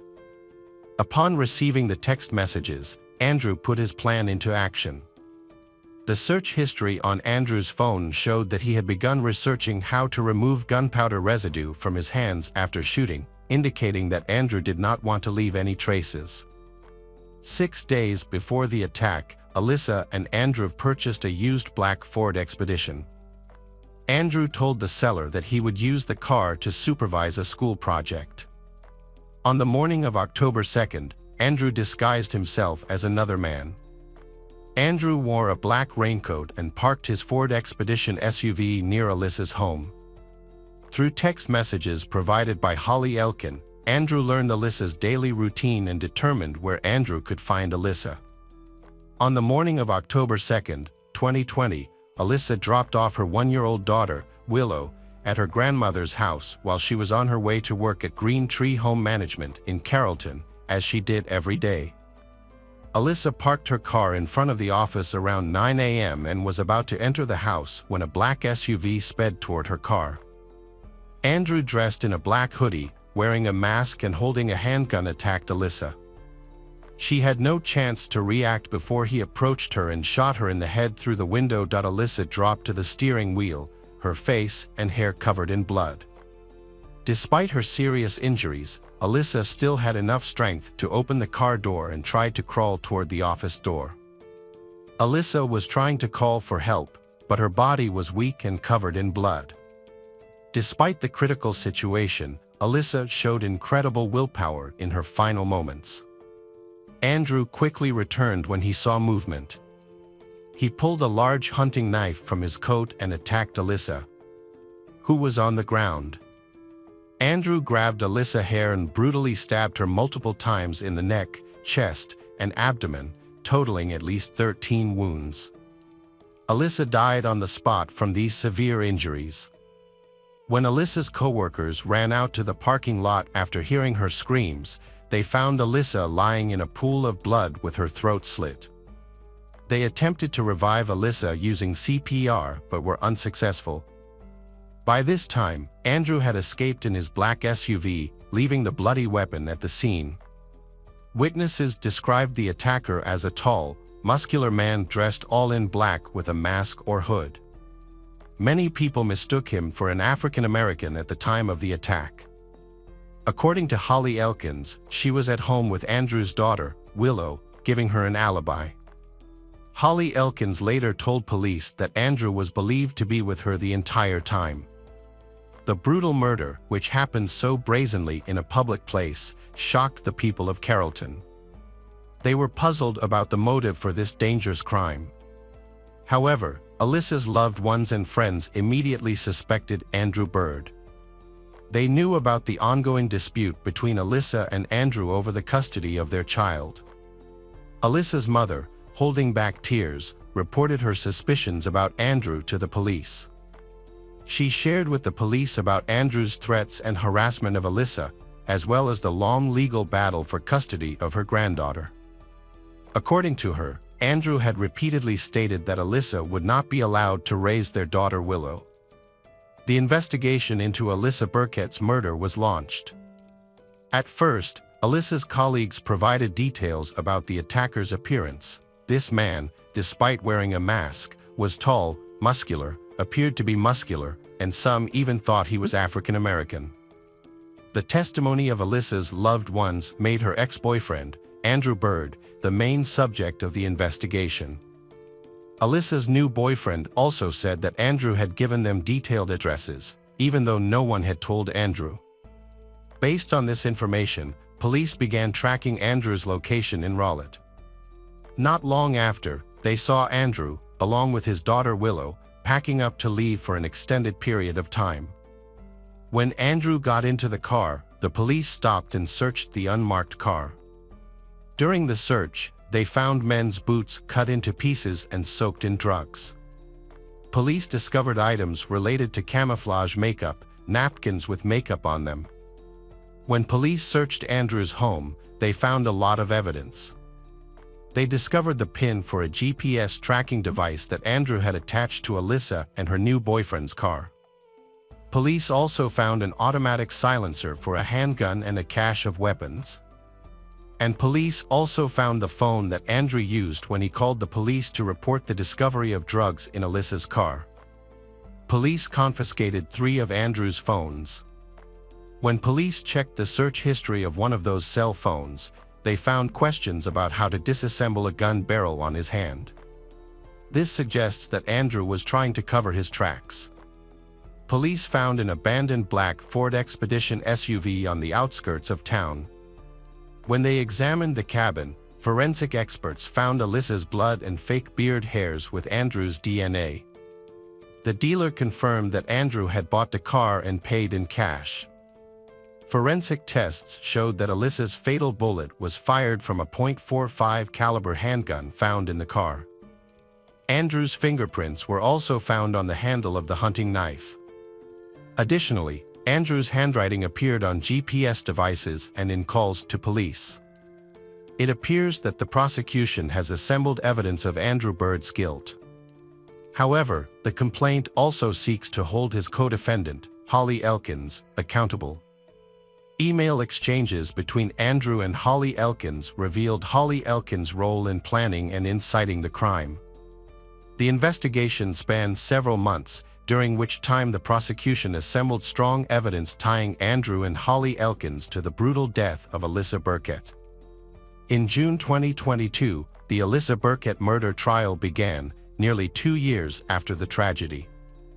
The two defendants, 35-year-old Andrew Bird and 23-year-old Holly Elkins, were charged with stalking, conspiracy, and first-degree murder. A key witness was Christopher Mayo, Alyssa's new boyfriend at the time of her death. Christopher Mayo told the jury what had happened over the course of several months, including the arguments and troubles they had endured. Christopher Mayo recalled numerous occasions when Alyssa expressed to him her fear that Andrew would harm her.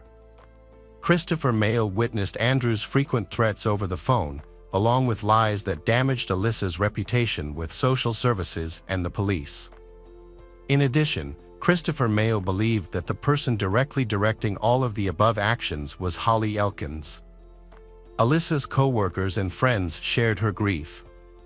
Before her death, Alyssa shared with her co-workers and friends her fear of Andrew and the feeling of being constantly watched. Alyssa even told a friend that if anything happened to her, Andrew would be the one to do it. Forensic experts presented the jury with a large amount of physical evidence linking Andrew Bird to the crime scene. The evidence included Andrew's DNA and fingerprints on the murder weapon, as well as gunpowder residue and camouflage in his home and car. And evidence of email exchanges between Andrew and Holly Elkins, indicating they had planned the crime together. Andrew's defense argued that his actions were unintentional and not premeditated. The defense also stressed that Andrew was under a lot of pressure and stress from the protracted legal battle, which had affected Andrew's emotions. However, evidence from the correspondence and the careful planning of the act refutes these theories. Meanwhile, Holly Elkins denied any involvement, offering a plea, but her testimony was also full of lies. Holly Elkins' text messages incited Andrew to take action against her rival Alyssa. In May 2023, the judge handed down the verdict. Andrew Bird was sentenced to 43 years in prison. Holly Elkins was sentenced to 20 years in prison for being an accessory to a crime. The courtroom erupted in applause as justice was finally served. Alyssa Burkett's killers got what they deserved. Alyssa family, in pain and tears, expressed deep gratitude to the journalists and the jury. Although the killer faces a harsh sentence, Alyssa Burkett's family cannot make up for their terrible loss.